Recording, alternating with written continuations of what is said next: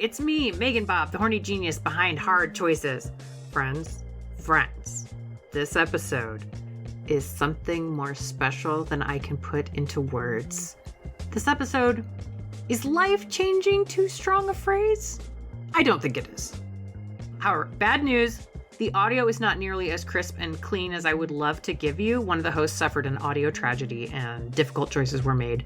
Now, rest assured, this audio is absolutely listenable, but I wanted to let you know to expect it to be less uniform than usual. I think when you listen, you'll probably understand why the gods themselves tried to put a stop to this podcast coming out. But like Prometheus stealing fire from the gods, the flame of this horniness is too important for me to care about the consequences. I'm gonna go wait for the gods to strike me down for my hubris, but I hope, my darlings, that you enjoy every fucking second of this, because it is a journey. It's the Muppet episode of Hard Choices with my special guest, the only three people who would do it. Yay!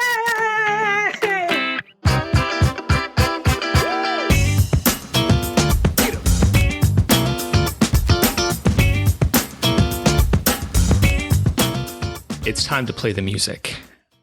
It's time to light the lights. It's time to put on makeup, and it's time to dress up right. Because this is Hard Choices, the podcast where we revisit the low-key, horny, fictional worlds of our childhoods, prepared at last to see the forbidden boners that were always waiting, just off screen. But tonight, those boners will not just be seen, they'll be felt. That's right, tonight we'll rank just the 21 most obviously sexual Muppets in order to find the median, the zenith, and the nadir of Muppet fuckability. But as with any Muppet Show, this isn't really about our final number.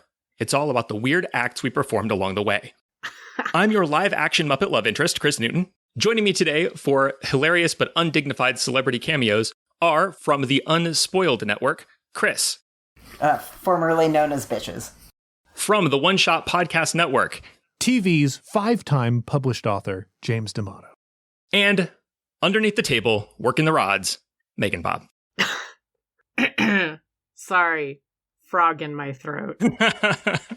By the end of this, I damn sure hope so. So this is the Muppet episode, but who exactly qualifies as a Muppet? And among all those who meet the criteria, how did we choose just 21 to appreciate on a much, much deeper level? Properly speaking, Muppets are stylized puppets created by the Jim Henson Workshop. The pseudo-realistic puppets from the Creature Workshop are not technically Muppets. Those are creatures, which is the only reason that we're not talking about fucking Sir Didymus tonight. We have also excluded Muppets from child-focused franchises, including Sesame Street and Fraggle Rock. This does mean that Count Von Count has been robbed again. We skipped him. We snubbed him in the vampire episode. Once again, no Count Von Count, even though undeniably he can get it, and he loves lists and counting. So, fuck this show. From the Muppets that remained, we excluded underage Muppets. And from there, it was a simple matter to select the 21 remaining Muppets who are easiest, for better or worse, to imagine in the act of physical love. Speaking of which, there's one more order of business before it's time to get things started. MeganBob, as the designated head of the Muppet Man that is Hard Choices, can you remind us of the definition of fuckability? Fuckability is not what these Muppets look like, although God knows they're all incredibly hot. No, it is about what they fuck like. So, the premise is, you are into them, they are into you. How good is that felty sex, and what is it like? With that, it's time to reveal the 21 Muppets who made our list, and the handful of Muppets backstage whose acts had to be cut for time. We begin with honorable mentions.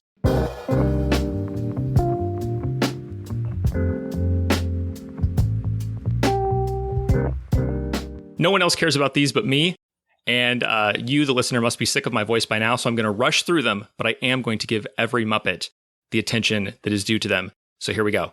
Floyd Pepper, the only member of Dr. Teeth and the Electric Mayhem who is not represented on our list, undoubtedly fucks. I'm not saying that he doesn't fuck, but we couldn't have every member of the band on the list. It's too many people. And if you think about the rest of that band, like, who are we going to cut? Like Janice? Animal? Like, it's Floyd Pepper. He is fucking in the shadow of giants. So sorry, Floyd. Great mustache. Goodbye. Clifford was the host of Muppets Tonight. If you know about that show, you may slightly care about Clifford. But even then, the version of him on that show was different from the other versions of him floating around. Basically, he was like the lead Muppet for like 10 weeks. So, he belongs in the history books, not underneath me. New Zealand, a mustachioed entertainer in a ruffled collar, specializes in fish-based performances. Mainly, he throws boomerang fish. He's real positive, real eager to please. I think he has something to recommend him. And New Zealand has been in a ton of Muppet stuff for a long, long time, despite having nothing but he throws fish. But that is not enough for me. I think he'd treat you right, though. The Mighty Favog. The Mighty Favog is a living statue/deity from the land of Gorch, which were segments in the first season of Saturday Night Live that everybody hated. The interesting thing about Favog is that he started out as a god, and then gradually the segment became more meta until he was like backstage at SNL begging Lorne Michaels not to lock him in a file cabinet. And I would like to fuck a god who has been reduced to being locked in a file cabinet. And that's it, though. Other than that, he's just like a little felt statue or whatever. Okay. And that's it. Oh, the most important one, a team of doozers. Doozers from Fraggle Rock. They live only for work. They build compulsively. And I think that they would not be interested in your sexual pleasure per se. But if you assigned, like if you told a doozer foreman, you've got to make this person come. So get your friends together, get the team together, and build a scaffolding and get up there and go to work. I think they could do it. And I think that seeing the look of totally non-sexual, like job well done satisfaction in their little beady black eyes would be so satisfying. That's union labor right there. There's so much, the pride, like the solidarity. I mean, they sing together too, which I don't know if they're doing that like before or afterward or during. It could be. And they're gonna stick around too. You're gonna come a lot. You're gonna come more than, because here's the thing. Once they bring that up, now they got to take the scaffolding down. So yeah, team of doozers cannot recommend it enough. They're from a children's franchise, so we can't talk about fucking them, even though I just did, lovingly. So that's it for honorable mentions. Oh my God. With due respect paid to those Muppets and near Muppets whom we could not bone, we turn now to the 21 Muppets whom we will, nay, must bone tonight. And they are...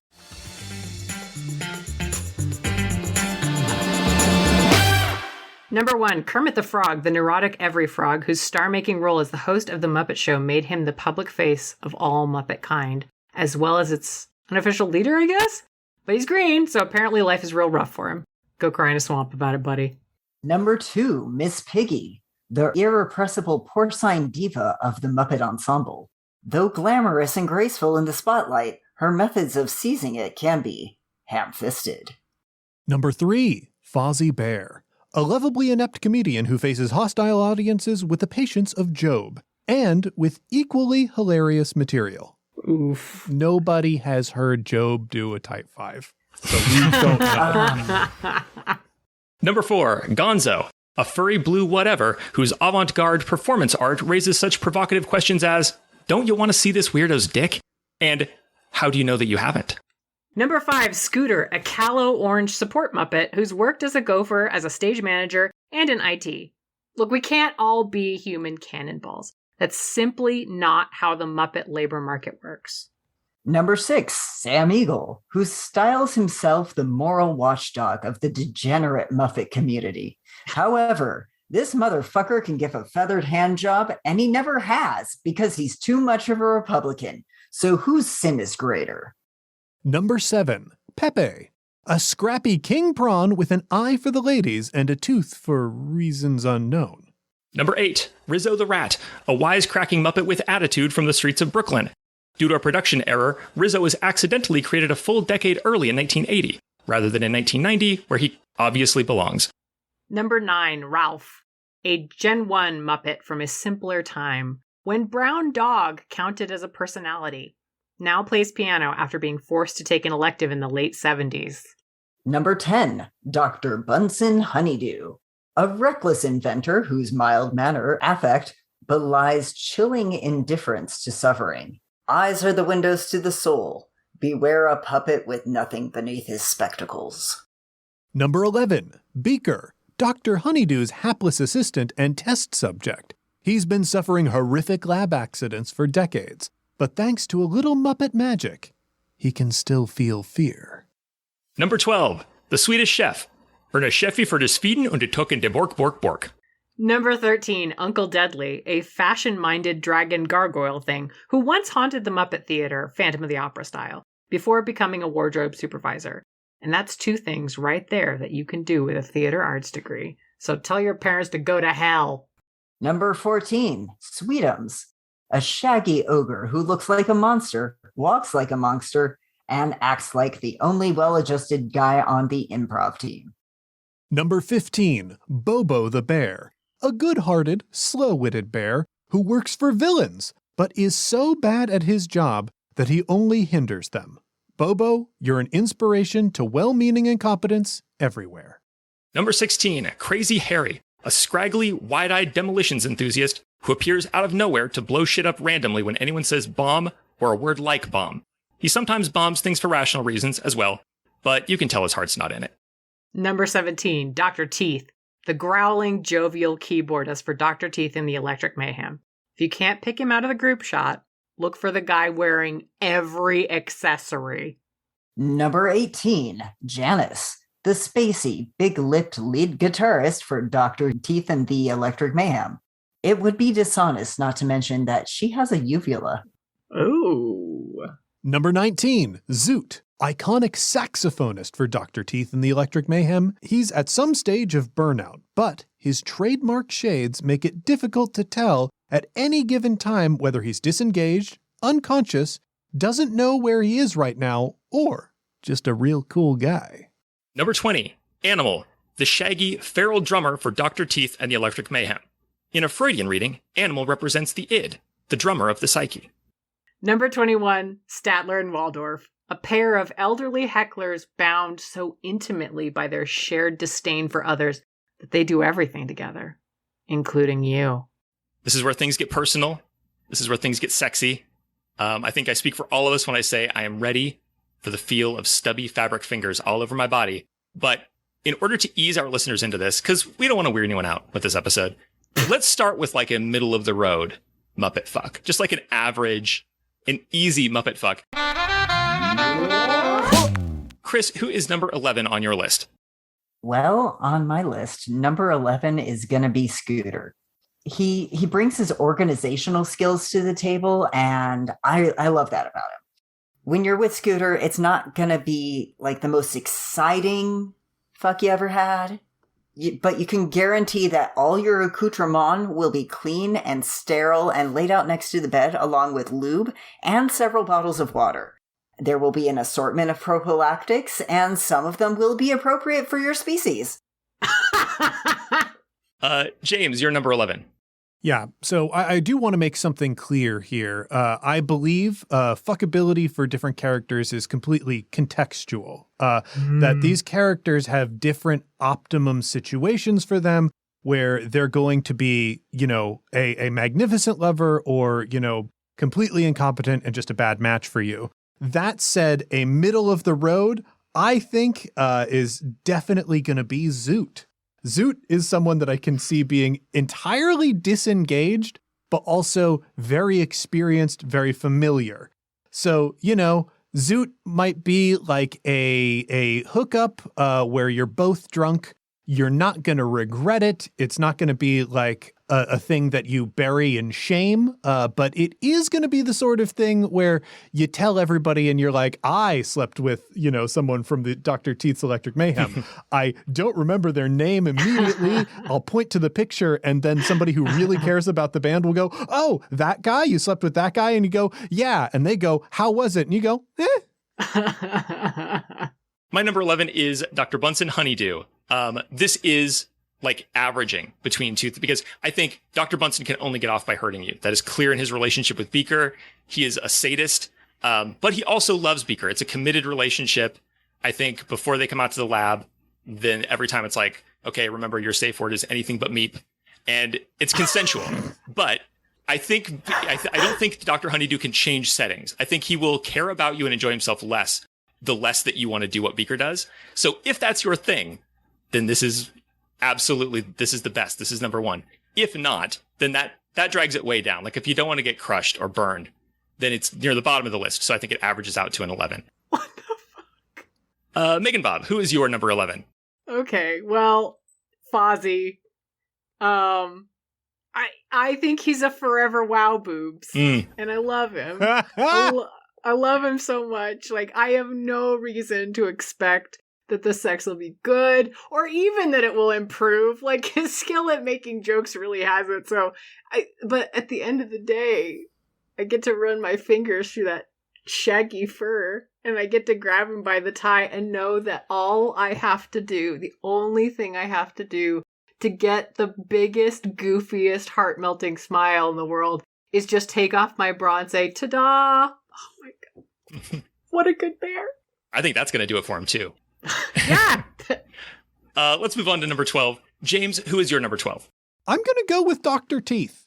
The reason being, I don't think Dr. Teeth cares about physical pleasure as much as Dr. Teeth cares about drugs and music. So, like, if you are hooking up with Dr. Teeth, like a good experience, a higher on the list experience with Dr. Teeth is going to be about creating an emotional connection between you and the lead person of the best 70s band that there is. So that could lead to a good experience. But I think generally speaking, it's hard for me to imagine that Dr. Teeth is actually very invested in you. He might be invested in the idea of being invested in you, but that's not a real emotional connection to you. That's not real communication with you.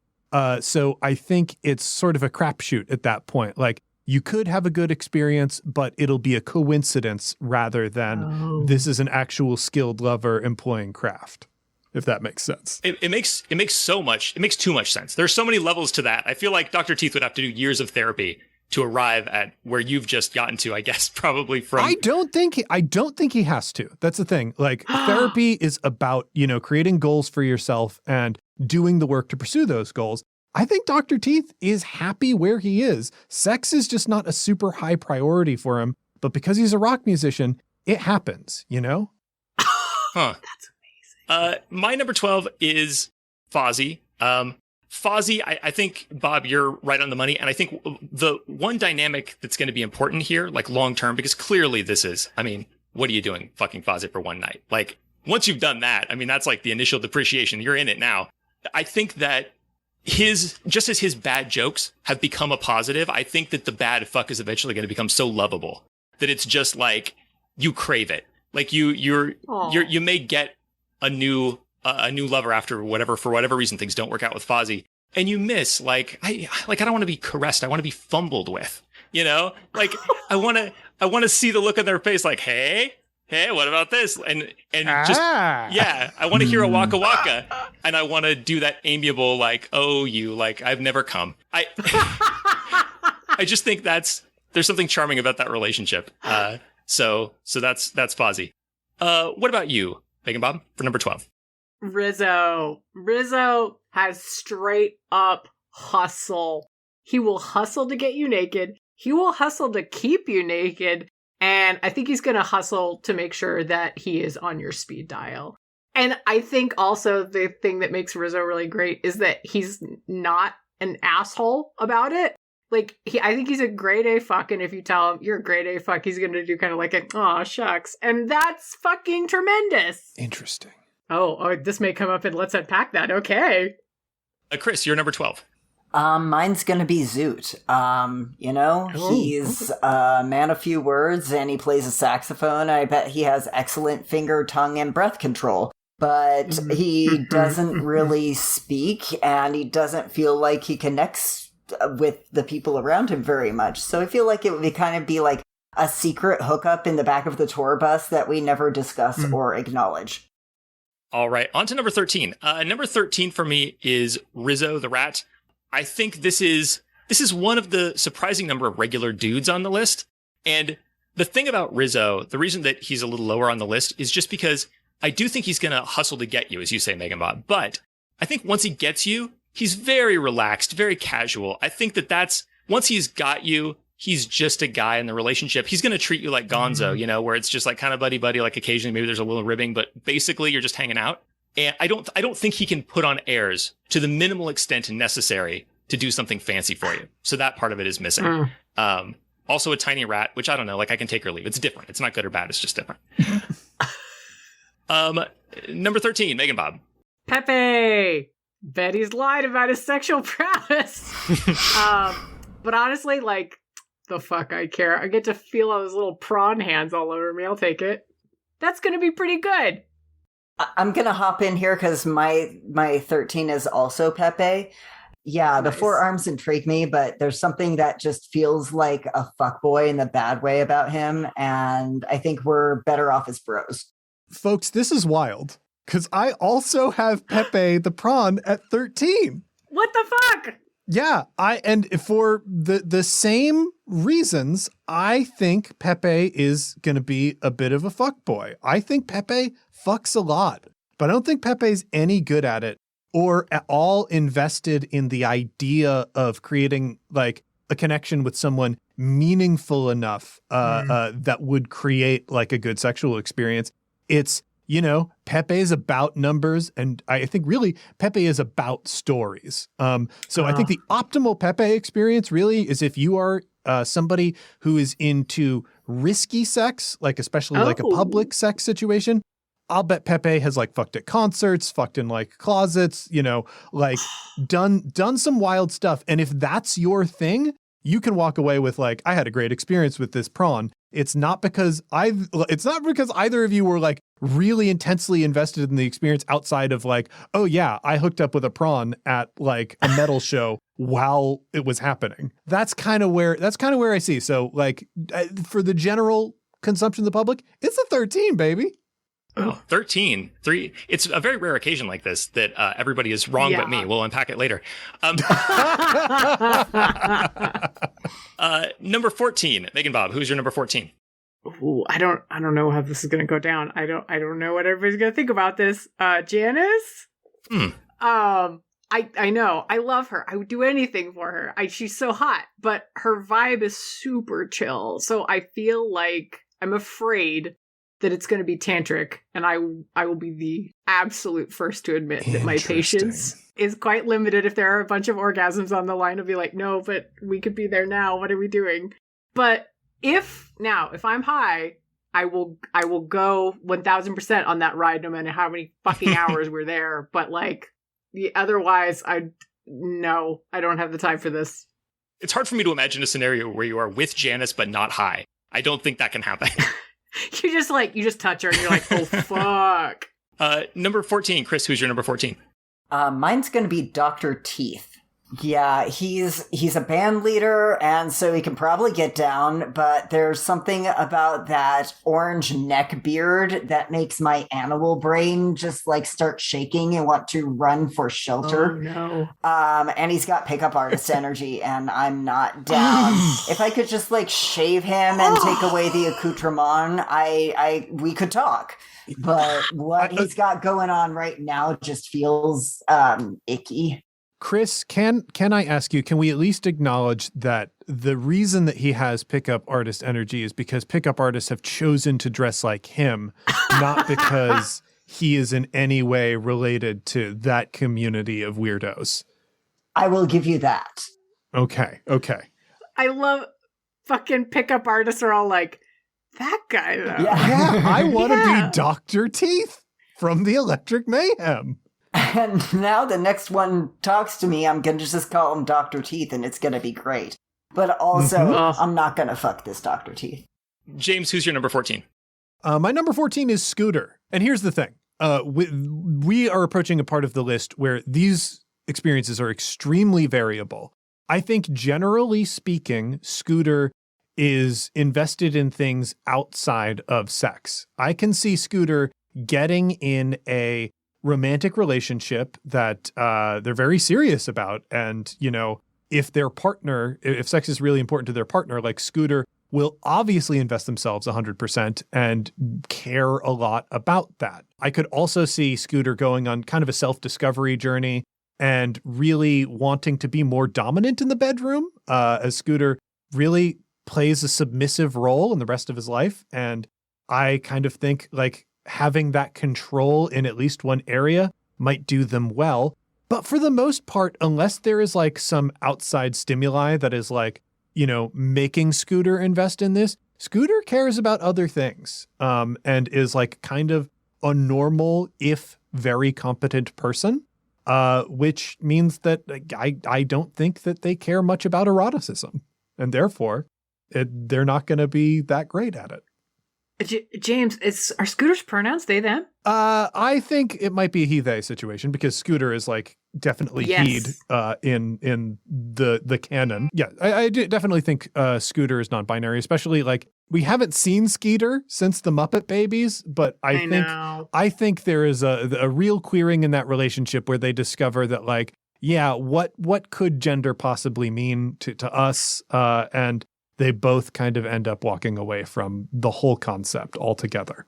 Oh, I love this headcanon. This is very special to me because I get big NB vibes off of Scooter, and I'm like, yeah. I mean, Scooter like worked for Google at one point, right? They're like a computer programmer. That's got transness like written all over it. Yes. Amen. My number 14 is Kermit the Frog. Kermit the Frog, I think, is one of those people, like an entertainer, who sucks you into the perspective of like, aren't all these people like kind of annoying? Like, isn't life rough? Aren't these people stupid? Doesn't it suck that we have to do this and that? And you identify with him. And so it's entertaining maybe, but to actually be in a relationship with that person, to be on the other side of that, like, I don't want to get that little squished face look. How are you supposed to respond to that? Like if you're having a fight with Kermit and Kermit does that face, it's like, okay, so now you're the victim, Kermit. I can't do that. So clearly you're hurting more. I could not possibly conduct the relationship with Kermit. Always has to be the victim and always has to be the leader. Okay. So frustrating. It's weird that this opinion comes out now, like kind of early on in the show, because everybody in the audience sort of knows that they can't take you seriously anymore. So like, do you want us to cut like this one out for you, or no? You want really to take another shot at it? I want to actively alienate all the listeners who now are thinking of the Rainbow Connection. But those listeners who understand what I'm saying and who feel the same way, I want to make a Rainbow Connection with them right now. All this time that you've been looking at Kermit the Frog and filled with rage, and you thought you were the only one. No, you're not alone. Me too. He's just a real dickhead. Like kind of a Peter Parker, actually, not to go on a Peter Parker tirade. It's one of those. Oh, what the fuck? And you are Jesus Christ, suggesting before myself and God and everyone in our audience that Peter Parker is not a good lay? Wow, okay, This we is a can't do this. different We can't podcast. fucking do this. And we can't go down that road. If that's the analogy that you're working from, it's prescient. It's relevant to the conversation. We can let's unpack This this. is the best episode ever. I would be so happy to talk about this later. Let's please make a whole bonus episode that Bob has to edit. I would love to do that. God. Yeah, no, I'm here for the. I want this fight. Okay, we're moving on, but we'll come back. Okay. Number 15. Kris, who is your number 15? I'm going to make as big a splash as you just did because my 15 is Miss Piggy. Oh, And damn. I've got big feels about it. There's only 2 Muppets on this list that have been identified as female. And I am a lesbian with a penchant for high femme. So you would think that Miss Piggy would be like in my top 5. Easy. No problem. But you would be wrong, my friend. Is Miss Piggy an easy lay? Sure. But easy does not necessarily mean good sex. And why? I'm so glad you asked. You see, lesbian sex is turn-based. And Miss Piggy has the most pillow princess energy of any pig I've ever seen in my goddamn life. I feel like I would get in there and rock her ham right off her hocks, and as soon as her pork was chopped, she'd go right to sleep, and I'd have to fry my own bacon. And I just don't see myself getting off at any point, and I'm worth more than that. So no. Miss Piggy, 15. James, you're number 15. My number 15 is going to be the Swedish Chef. I don't think the Swedish Chef is given anything important or taken anything important. This is like close to 11. Honestly, the reason that the Swedish Chef is underneath so many of the other like low performers on the list is that I like there isn't even like a unique thing about an experience with the Swedish Chef. The Swedish Chef is somebody who fucks you on the 3rd date and it's like entirely adequate. That's sort of where I'm at with them. Maybe really good at massage. So if that kind of sensual contact is important to you, that could bump them up on the list. Otherwise, I think this is just sort of normal. I also have the Swedish Chef at 15, and this, I'm going to admit something here that's going to make my life incredibly difficult. This is, it's just a weird thing specific to me. Mm-hmm. I like a language barrier. Oh.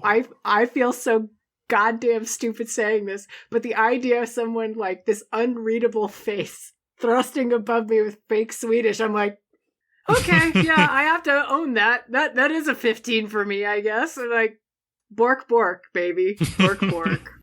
I think that just leaves me. My number 15 is Bobo the Bear. Probably like the lowest performing regular guy on the list, because I just think that he's as good-hearted as he is. Like, he's just like, you become the boss to whom he is an incompetent henchman if you enter that relationship with him. I mean, because he's so nice, he's sweet, everybody likes him, but as soon as he's trying to help, everything is just fucked up.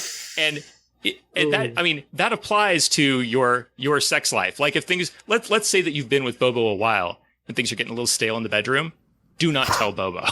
Jesus Christ. It's going to be so much worse. You're going to wish you had kept your mouth shut forever. So that's number 15 for me. I'm sorry, Bobo. He seems like a sweet guy. Number 16, James, who's your number 16? 16 is Bobo the Bear, for very much the same reasons. Bobo represents a part of the, not good experience list where Bobo's not actively harmful in an intentional way towards sexual experiences, but is obviously kind of fumbling everything. If you, I think Bobo works really well in a submissive position to a dominant who loves to punish. Ooh. And there's a lot of slapstick kind of involved in that. But the level of communication that you need to get to with Bobo the Bear to understand those lines and understand what is a scene and what is not a scene, I certainly would not have patience for it. And I could see it is a very special person who gets exactly the experience they want out of Bobo the Bear. And I do think for that person in that specific context, Bobo could be wonderful. But in most other contexts, Bobo is just going to make mistakes, and they will be frustrating mistakes. And it will lead to a very painful breakup where you're both very much in love. But if this aspect of your relation is important to you, it's just not going to align. My number 16 is Zoot. Zoot is, I think he was probably a much better fuck in the past, but he is burned out. I mean, he's had a lot of fun with other people already. By the time you get to him, he is done. He doesn't remember who he is. He doesn't remember where he is. He doesn't remember what instrument he plays. Even if you're into saxophone, do you think he knows one fucking thing about saxophones by now? He plays by muscle memory, but he does not know a goddamn thing. And underneath it, if you watch The Muppets from 2015, the TV series, he does have there's something under there, and it's sarcasm. I cannot have a relationship with someone who is 90% quiet and 10% fuck you. No way.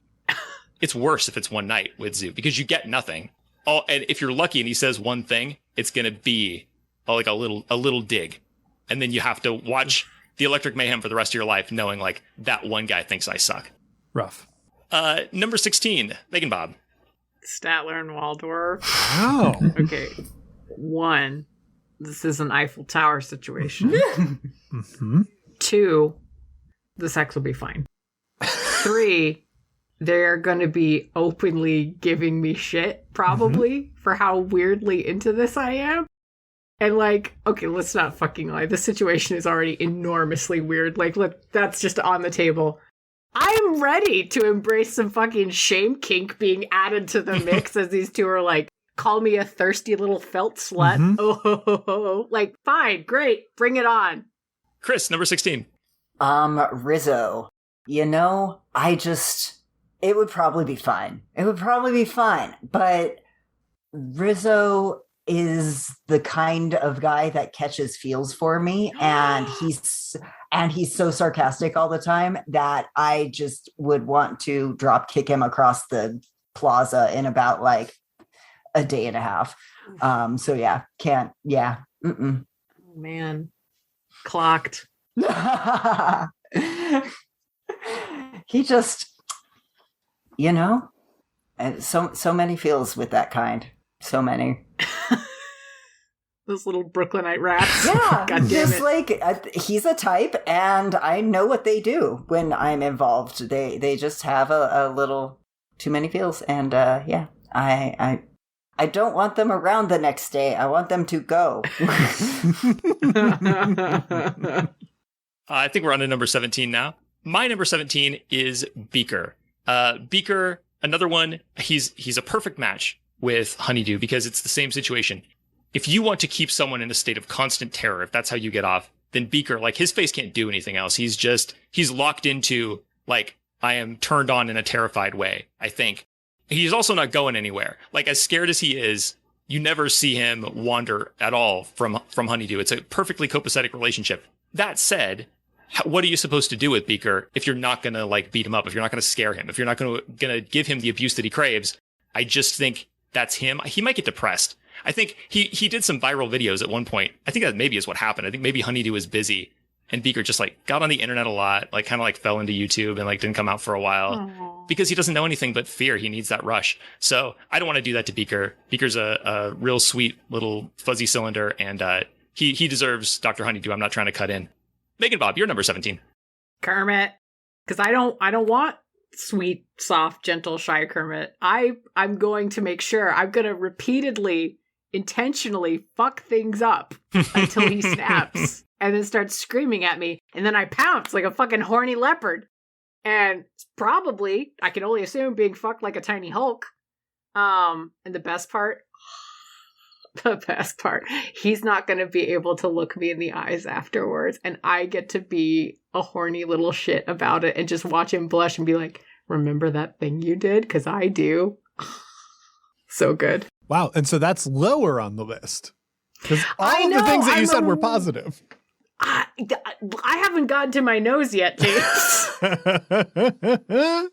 Number 17, Kris, who is your number 17? My number 17 is going to have to be the Swedish Chef. And he honestly only ranks this high on the list because he's one of the few Muppets that has human fingers. Like, he doesn't have Muppet paws. He's got long, beautiful human fingers. And that is a thing that I look at. Anyway, but nothing he does ever goes well. Like, I've never seen him finish a recipe. I've never seen any of his projects finish. And as someone who would like to finish, I don't feel like he's not going to get the job done. He's Swedish, not Finnish. Hey, there you go. James, you're number 17. My number 17 is Rizzo the Rat. For a lot of the reasons that most people have been pointing out, Rizzo exudes fuckboy energy, but it's not just fuckboy energy. This is like fraternity fuckboy energy. Now, I am going to create some allowances here if the thing that you are into is being watched, then Rizzo is probably actually a good situation for you because 1000% I guarantee those other rats are in the background making their fucking comments about it. So if like that kind of group sex is your thing, then Rizzo I think is a good choice for you. The problem that I have with Rizzo is, like Kris pointed out, like Rizzo is somebody who catches feelings. I think the problem is Rizzo, at least in the portrayals that we have seen thus far, I don't believe has the courage to tell someone that he loves them. I kind of think Rizzo is ultimately going to end up hurting you by being emotionally dishonest to portray an image to the outside world. Despite the fact that I think like the sex with Rizzo would probably be good, I feel like the overall experience of the relationship would be bad. And, you know, therefore you're also not getting into deeper levels of discovery. Sex is like the only way that he would be able to say, I love you, which is it seems sweet and romantic, but like at the end of the day, it's just dishonest. Oh, shit, I want to read your thesis. MeganBob, who is your number 18? Zoot. But, okay, but God damn it, I'm here for it. I know, like, he's kind of an alcoholic. I know he's kind of a burnt out musician. I know he's probably fucking need to forget about his problems. He probably keeps his fucking bills in the freezer. I want it. I want this sad, dingy fuck with his goddamn dirty laundry in a pile in the corner while he plays records and finishes off a bottle of scotch. Is that a crime? Megan is here for a good time, even if it's a bad time. That is 1000% true. That is what's on my business cards. Kris, you're number 18. Okay, mine's gonna be Bunsen Honeydew. Cause he's adorable. Like that little bald head. You just want to put your hands on it. But he's constantly blowing up his partner and not in the good way. He doesn't follow instructions. He's got poor attention to detail. He doesn't have any awareness of his partner's needs or care about that. And what I'm trying to say is Bunsen Honeydew will break the condom, stick it in the wrong hole, and still somehow manage to give you a yeast infection. Wow. As part of one of his experiments. Yeah, my 18 was also Bunsen Honeydew. Oh, shit. Very much the same reasons. I do agree with all the assessments of Bunsen as a sadist. Like, I think you've identified it right on the money. I think where Bunsen starts is way beyond my limits. So I think Bunsen, probably a really, really great partner to Beaker. I don't believe they are abusive in that relationship. I just 100% believe that Bunsen and Beaker are in a full-time BDSM relationship and both loving it. But there's no way that I think anyone with human flesh could like sleep with Bunsen Honeydew in a situation where he's enjoying himself. Because otherwise, like the whole time, like he was bored because this didn't even approach what he calls sex, Goddamn. My number 18, speaking of people with dangerous predilections, is Crazy Harry. Crazy Harry, for these characters who have like one gimmick, I think what you have to figure out is it that they approach sex the same way as their thing? Or is it that they are just into that thing and so they don't have time for sex? And I think that Crazy Harry is the latter. I think he only cares about bombs and explosions. So if you want to interest him in a sexual relationship, it has to be like, you better fuck me quick because there's a bomb under the table, like that kind of thing. Like you have to give him something for him and then you can work it out. That's too dangerous. It's too dangerous. And also he's too reckless with hurting other people. I think that this is a thing where you would think you're compromising, but it ends up mainly being about the bombs. And so, I mean, at a certain point, it's like, this can only go wrong so many times, right? This is not like a thing where it's like, I don't think I like being spanked. It's like, you're dead. You're like, sorry. It turns out you don't like bombs. I'm sorry. This probably happened to him a lot. So yeah, that's 18 for me. Kris, you're number 19. All right. Number 19 is Fozzie. The bad jokes really don't do it for me. I would lose my boner at the first Waka Waka. I just feel like if I managed to get into it, even for a second, I'd look down and there would be a rubber chicken where rubber chickens don't go, and then I'd have to beat him to death with it. And that would be really hard for me because I love bears. I just love them so much. So he's not absolutely at the bottom, but only because he's a bear. Wow. You just have a type and it is bears, but like just not comedy bears. Yeah, not that bear. James, who's your number 19? That's going to be Miss Piggy. Miss Piggy, someone I think very much into mythologizing the experience of your hookup, which can be good for you. But like Miss Piggy is someone who sees her sexual and romantic relationships as part of the mythology of her life. She obviously sees herself as a dazzling star, someone who's very important. And in a lot of ways, she's a tremendous Hollywood talent. Who has been performing at her level longer than her? Literally no one. And that's something that we can all recognize. But like, I don't think she is genuinely invested in the romance of her life, probably outside of Kermit the Frog, who I think she has that investment because he is another mythological figure. These are two immortals who swirl around and interact and pass each other as the decades wear on and everything else decays and dies. I don't think there is a way to sleep with Miss Piggy and have a good experience unless you are, as Kris pointed out, a service top. You are somebody who is into treating that pillow princess, or a bottom who is interested in real danger. Because I think Miss Piggy can also top, but it is aggressive and angry. And like, it might be a point where she would ignore a safe word, and I just can't. I cannot enter that situation. My number 19 is the Swedish Chef. Swedish Chef, I think, is the opposite, the other kind from Crazy Harry. I think Swedish Chef does everything in his life exactly the same fucking way that he cooks. That is terrifying. I don't know what is going to happen to me. I don't know if he's going to know that we're having sex. I think he might still think, like, he might be looking to camera, like doing his little bork, like, I am whatever this is, I'm cooking it. And also, when the food starts to resist during his show, because what choice does it have? The problem is I need to subdue the food. And I think that's what it would be. It would be like, oh, you're not coming. Well, let me just stop being stubborn. And like, that's the problem. Man, you're making him sound better now. I can understand, honestly, a little bit of the appeal of the language barrier. That becomes less when you have to at some point communicate, like, listen, I came here to fuck. I don't know what you're doing. A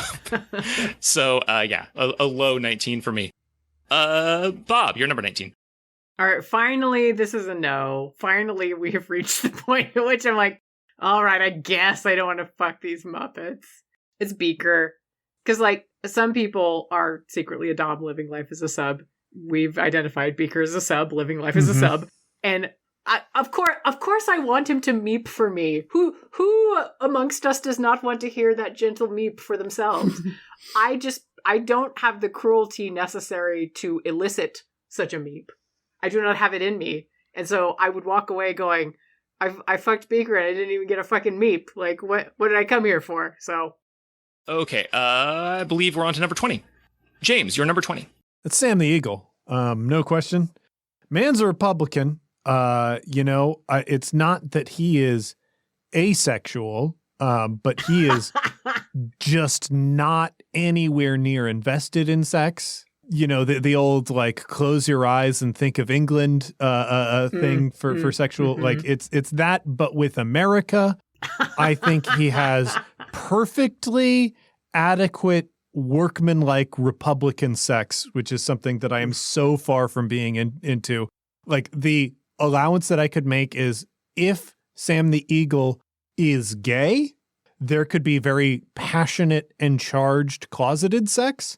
But like, I'm not interested in having that kind of sex with someone who is actively pouring harm into the world. And I don't want to see which politicians he has donated to, but they're not good. They're not good. Okay, my number 20 is Scooter.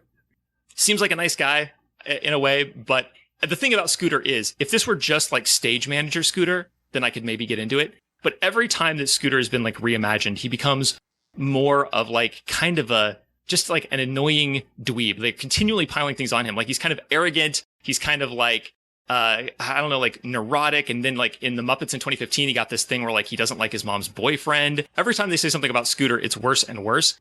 And I buy that as a person. I buy that as a person who you meet at work and it's like, oh, that person, like, they might be cool. And then every time you hear a little more about that guy, no. So yeah, I have no interest in Scooter. Number 20, MeganBob. Bunsen Honeydew. This is a 3. It's possible. 3 out of 10. It could be. I could not die maybe, but I will give him a 5 if I get to wear the lab coat and goggles. That is the deal I will make for the Yelp review. I will be leaving. I will risk my life to wear props. You have me pegged, James. Kris, you're number 20. All right. My number 20 is Statler and Waldorf. Because, okay, I'm not saying I don't have a humiliation fetish, but I will say that I don't want to be heckled during sex by a double gay pee-bums. I It's a bridge too far. I'm sorry. Now, maybe if they fucked and I could heckle them. Oh, shit. Like, that I might be into, but I don't think that's their vibe. So, yeah. A reversal. How powerful. I know, right? So I think we've reached the bottom of the barrel here. I'm very curious to see, like, all around, this is the least fuckable Muppet in each of our estimation. Do we still want to fuck these Muppets? So let's find out. Number 21, and I believe I'm starting here, for me is Statler and Waldorf. And the shame of it is that it's so close. I totally hear what everyone else is saying about them. If they were consciously participating in a shame thing, then, or if they were flexible enough to adapt it, then that would be one thing. But if you ever look at the way they relate to each other, it's very tentative. Like, there's an occasional little rib there, but like they hurt each other's feelings sometimes. They get insecure with each other sometimes. So this little bubble they've created where they have this contempt for everyone else, that's based on insecurity. And if they let you in any way, then you're going to become part of that. And it's going to be so like awkward and shitty and boring. The only way this works, I think, is what Bob was suggesting, where they are just like railing you and at the same time heckling you. That has some appeal, I have to say. But also, I just think that like it's all about them. They cannot relate to you in the way that I would want. Like, if someone is going to shame me sexually, I want them to be invested in my shame, which I don't think that they are. I need more from them. I need more commitment to humiliating me. Number 21, MeganBob. Crazy Harry, because the list of things I want exploding in and around my naked body is it's an extremely short list. And I feel like the chances of me coming while somebody is like actively, trying to mess with explosives is so slim. I don't think I can walk away from this satisfied. Although I will say that the crazy eyes are not nothing. So my 21 was also Crazy Harry. So I'm with you there. I'm with you there, Bob. But I just feel like you never know when he's going to explode. And I don't want that on any level, sexual, physical, what have you. He could just go off. And then you're either, if it's sexual, you're bored the rest of the night. And if it's physical, well. And also, crazy's in his name, okay? I learned the hard way. You do not stick it in the crazy. Because crazy is an STD. And James, I think you are the last word on this. Who is your number 21? That's also going to be Statler and Waldorf for me. I am not into the kind of humiliation kink that would be necessary to have a good time with them. Mm-hmm. The things that are going for them, they are older, which, according to Peggy Kleinplatz and the research that she did for Magnificent Sex, folks who are sexually active into like older years do generally have better sex. But I think it's very particular of what they want to do, what they would be into. It would not be clear what is the separation of the scene and reality to me, which would, turn things off. It's like, after you exit the scene, they're still cracking jokes. And you have to think, did they mean those things they said? That was something that we were agreeing on to give everybody a boner. But now it's just real life. I think it is a humiliation thing that would definitely run into a territory that would leave me feeling actually bad. And I think these two men would be remarkably terrible at aftercare. So I just cannot get anywhere near that situation. You know, what occurs to me, the right partner for them is Fozzie. I think what we were seeing on the show, absolutely fucking not. Absolutely not. No way is Fozzie Bear a good match, because Fozzie would take it personally. That's the thing. You've correctly identified Fozzie as a bottom. Like that is true. These are facts. But he cannot handle a humiliation kink. I'm sorry, hold on. Canonically, almost everything he does on the original show, on the Muppet Show, is coming out to that stage and telling those jokes to those people. Because he wants to succeed. He's soaking in the humiliation. He doesn't want to fail. He engages Statler and Waldorf every time. He lets them do it, and he plays up to it. I mean, he's still friends with Statler and Waldorf. Absolutely not. He has the courage to face Statler and Waldorf. That is correct. But he is trying to connect with his audience. Everything that he's done indicates that he very earnestly is invested in the things that he's doing. He wants to tell funny jokes and be a successful comedian. He might not hit that mark all of the time, but like, I mean, if you look at Fozzie the Bear's Twitter, like he is somebody who will tell a joke and then celebrate that it was a funny joke. It's all happening in a vacuum to him. That's kind of his ideal format there. He wants to be funny. I don't think he can handle formal rejection. And that shows in like the honest emotional responses that he has to all the difficult situations that he faces in various Muppet properties.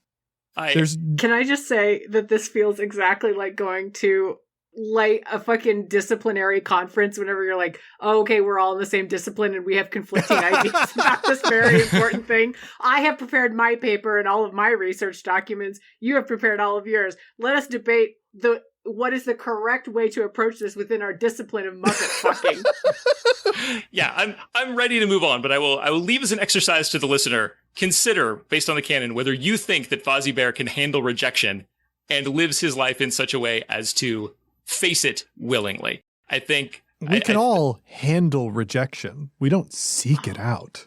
Yes, exactly. And Fozzie Bear, for decades, has been doing a job that invites... You just said you could leave it. Well, you just said I will tell you how to fuck Fozzie Bear when we get higher up on this list. Oh my god. I love it. This is everything I wanted. This is all the fucking Muppet infighting I wanted. Well, things have gotten heated, and I think at this point we need to pull in and we need to establish solidarity again. We need to remember why we're all here in the first place, guys. It's because we want to fuck these Muppets. All these Muppets, but especially the Muppets we're about to talk about. We're going to go back up to the top of the list now, starting at number 10. MeganBob, who is your number 10? Bobo the Bear. Like, he's going to try. Uh-huh. He's going to try real hard. I'm going to love it for it. And guys, that little furrow on his brow. That little fucking furrow every time he tries to deal with whatever weird thing I want. Also, y'all, P.S. that snout. That is the snout of somebody who eats out like he is fattening up for the fucking winter. Wow. Yeah. James, you're number 10. My number 10? This is all about a very specific experience, but Crazy Harry. We've all pointed out Crazy Harry, extremely dangerous lay. Like, almost no way to guarantee that you are walking away safely. But Crazy Harry, obviously someone who's a little wild, someone who loves a good time, great sense of humor. If Crazy Harry is fucking you with the whole experience of being, when I come, I'm going to blow up that building, like, that's actually kind of a wild and great thing. So, like, again, would not want to have a relationship with Crazy Harry, but it is a set piece lay that could be tremendous. It would be a story that if you survived it, you'd be telling for the rest of your life. Oh my fucking God. God damn, James. Also, the idea of being in a relationship where you're like, oh, we've destroyed half of the town. Yeah. Kris, you're number 10. All right. My number 10 is Beaker, and it's strictly because he's an excellent partner who's willing to put it all on the line in order to achieve a goal. There's nothing Beaker won't do. He's just going to do whatever it takes, and I feel like that would make for a good time. Yeah. My number 10 is Sam the Eagle, and it's because of my read on Sam the Eagle, which is that I think he is one of those people who is a paper-thin moral censor who is clearly protecting himself from his fascination with real weird shit. As evidence, I will produce the Jungle Boogie music video with the Electric Mayhem, which turns out to be a dream that Sam the Eagle is having, in which he gets progressively crazier. And also the fact that they kind of like, they give him a thing for Janice in the Muppets. I think that's who he is. Now, I don't want to be in a relationship with Sam the Eagle, but under the premise that he's like uncontrollably into me, that he's super into me, which is the premise of the show, if he's willing to like break down and like for one night, like violate all of his whole code, like betray America and fuck me, then that's going to be amazing. And he'll never be able to deal with it. Like, I don't even know, like with one eyebrow, I don't know what expression he can make that is sufficient for the shame he's going to feel, but it's going to be fantastic. Number 9. Kris, you're number 9. My number 9's going to be Rolf. He's super chill. He's really cuddly. He's a piano player, which means dexterous. He just seems like a fellow who wants to show a partner a good time, and he's going to be really cool while he does it. I'm down for it. Rolf is my number 9 too. I think he's another one of those regular dudes, but he's a little bit cooler. He's like the guy in the group who's less of a loser than the rest of us, kind of, or like, Wow. he's just like, he plays an instrument. He's kind of like got other stuff going on. He's got his own life outside of the group, because he did the whole thing on like the Jimmy Dean show in his early days. And like a little bit aloof, a little bit cool. I think the fuck is confident. I think it's charming. I think it's cool. And it's nothing spectacular like physically, but he's got a vibe. I think you'd enjoy it. It'd be a fun part of your life. James, you're number 9. My number 9 is going to be Janice. I think Janice is like a real hippie type, definitely an icon representative of free love era, also based on Janis Joplin. I think there's enough sex symbol kind of wound into her whole deal that I think there's a decent chance that it would be a fun time. I don't think Janice is someone that I would want a longer term relationship with. I don't think Janice is kinky, but I do think Janice is, if you are looking for kind of a mellow and earnest experience, I think Janice has that and can provide that for you. All right. MeganBob, you're number 9. Big feel. Sweetums. His enthusiasm for things is so manic that it sometimes borders on destructive, and that's the kind of attitude I fucking like to see. So he followed the Muppets for however goddamn long it was so he could be with them in Hollywood, and like, imagine the dedication that he's going to show your junk. Like, you want to ride that fucking fanged face all day long? He will not stop. Sweetum is an ogre with goals, and he doesn't stop until he meets them, and like, if his goal is your sexual exhaustion, that's what's going to happen. James, you're number 8. My number 8 is Sweetums. This big, powerful, passionate boy. Yes. Yeah. Love Sweetums. Love everything Sweetums is bringing to the table.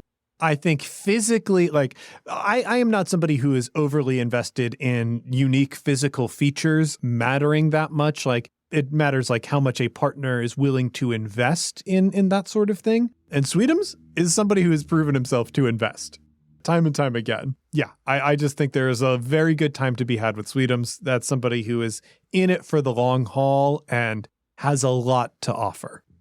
My number 8 is Janice. Janice is a type that I usually rate low, where I feel like she needs to be directed. She's going to do stuff for you if you ask, kind of, but she's so positive. She loves everything. And so I think, like, even if she can't get into it, she can get into it on the baseline level of just, like, being into just being, I feel like if you ask her to, like, play with your balls, she's going to play with them like a cat.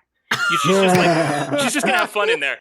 I think she's very sensual. So, like, even if she doesn't get it, she's just going to be a fantastic time. I think it almost doesn't matter if it's one night or if it's a relationship, because it's going to be the same. It's like she's just living her life. People are going to come and go throughout it.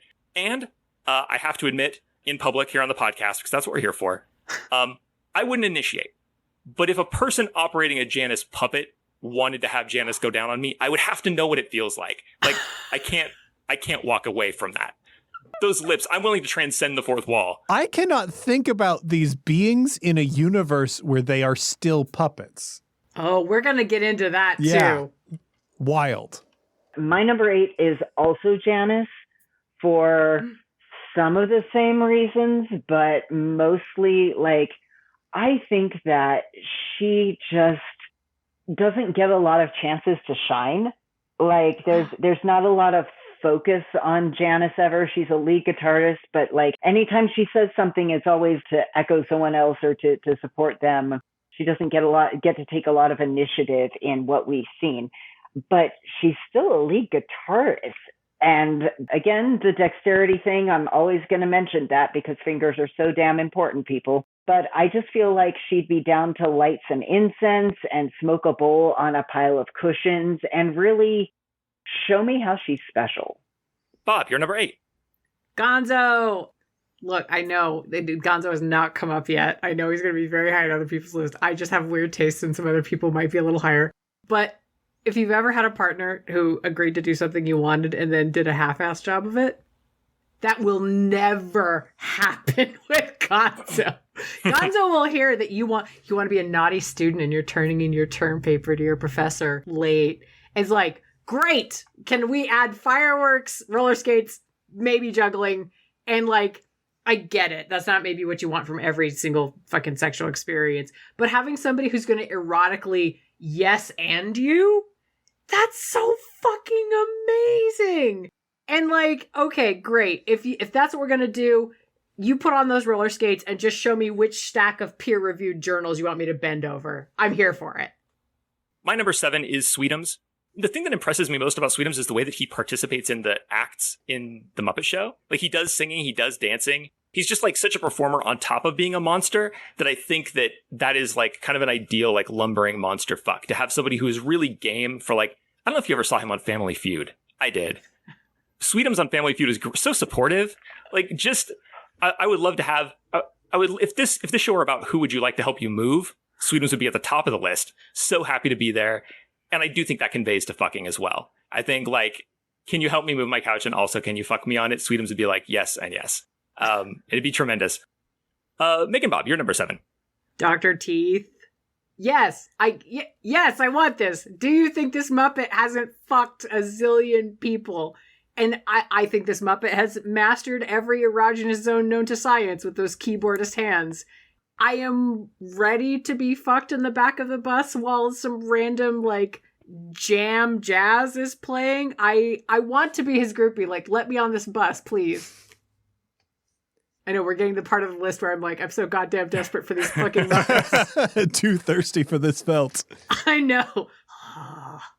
Kris, you're number 7. My number 7's going to be Bobo the Bear. And yes, thank you. Yes. So Bobo's got some Daddy Himbo energy, and I am super into it. Like, he's big, and he's strong, and he's sweet, and just as dumb as a hamper full of muffins. Like, I'd rock his world in ways that he wouldn't understand for years. And he's a bear. I just love bears so damn much. And afterward, I get to fall asleep on that big barrel chest, snuggled securely in his bear arms. Yeah. Oh, come on. Yeah, you do. I'm only human. James, who is your number 7? Number 7, Beaker for me. Beaker is a high anxiety sub, and yes, fear is the name of the game with Beaker. I have not seen Beaker give a blasé reaction to anything. To be fair, most of the things that we see Beaker doing are high intensity things. So it's a little rocky there, but I think Beaker has been a sub for years, and I think Beaker can sub for more than just Bunsen. I think Bunsen can only really safely top Beaker because Beaker's the only person who can take it. However, Beaker would also be like high energy about even the simplest flogging, I think would work for Beaker. I think Beaker meeps pretty easily. So if you are somebody who likes to top, I feel like you're going to walk away from sleeping with Beaker very happy. Oh my God. I walked away from meeps. How could I have done this? MeganBob, you're number 6. Scooter. Service top. Service top. Road manager. Kind of a stage manager, production assistant. 1, when they are off the clock, those people fucking party because they get to relax for 1 goddamn second. I say this as stage manager. 2, used to weird requests and doing whatever's needed. Honey, I'm what needs doing. Kris, you're number 6. Okay, my number 6 gonna be Gonzo. So, yeah. With a nose like that, this Muppet is the master of 69s. Yeah, fuck. Mm-hmm. Yep. And he's a weirdo. I relate. But he's never mean. And I love that about him. I'm not sure what he's going to bring to the bedroom, but I'm interested in it. And if he wears the outfit from the Muppets Christmas Carol, yeah, it's going to be an awesome time. We're going to make it work. Victorian cosplay? Oh, yeah. I mean, who doesn't want that? There's so many buttons. You know what? And if you float that idea to Gonzo, he's going to be all in on it. Yeah, he's just going to be like, I've got it in my closet right now. I'm wearing it under my clothes.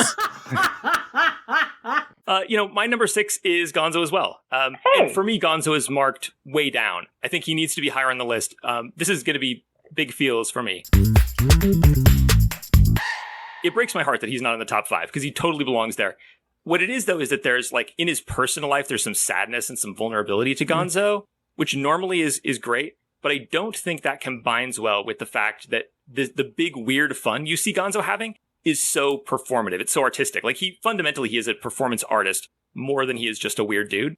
And so I think that the big fun stuff, if you're fucking him, you're going to end up in the act. I think that's clear. It would be fantastic if he were this very confident artist producing weird, sexy art, and you're just along, you're riding the wave with him. And then when you go home, he gives you the even weirder stuff. That would be the dream.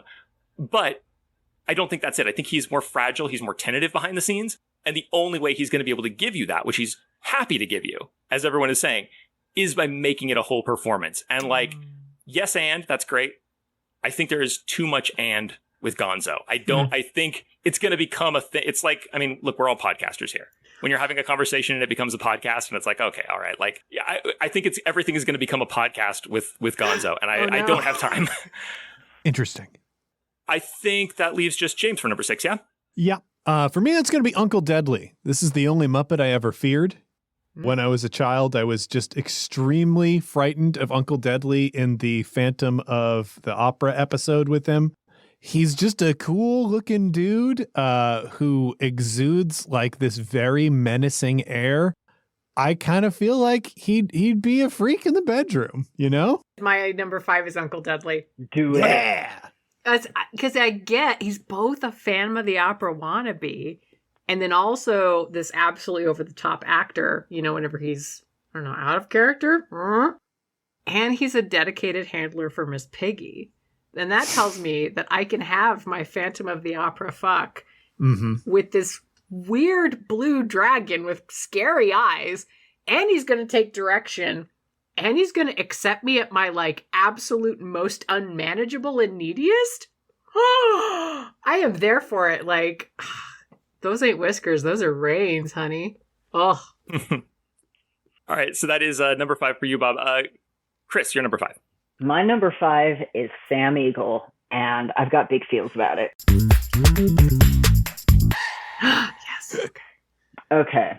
So there is a certain type of Bush-era, ultra-patriotic chicken hawk dude bro that is so horny for America that they fetishize anyone who has ever been in the military.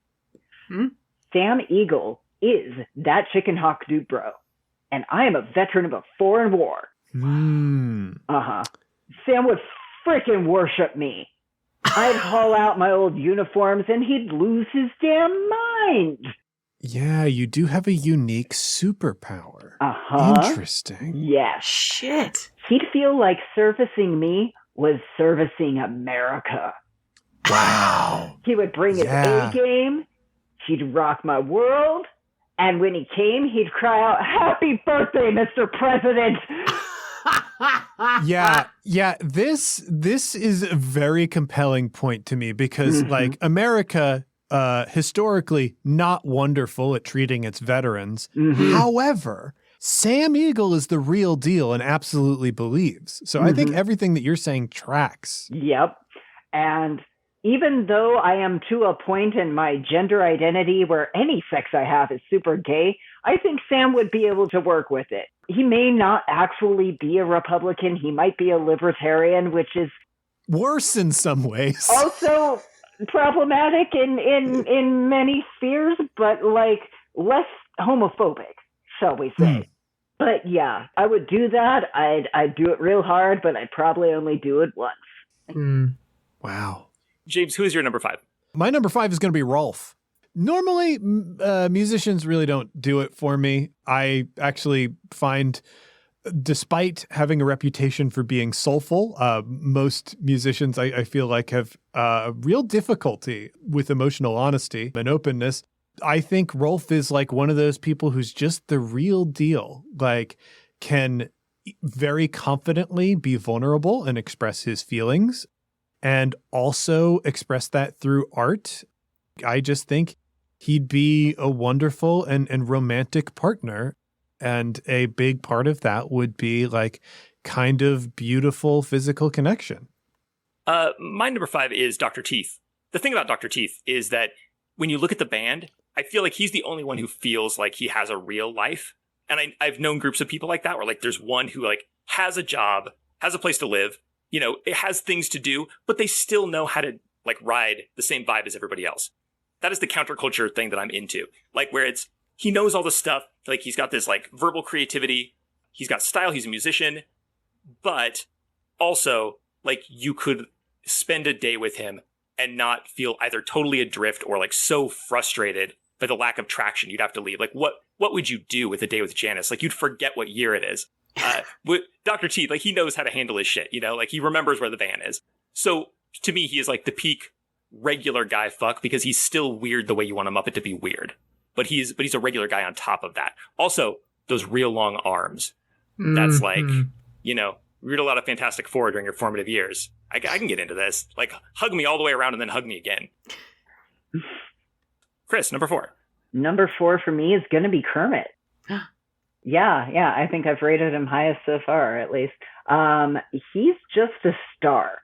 He's just a star, and he succeeds at everything he does with a little help from his friends. But you know what? I don't mind this being a team event.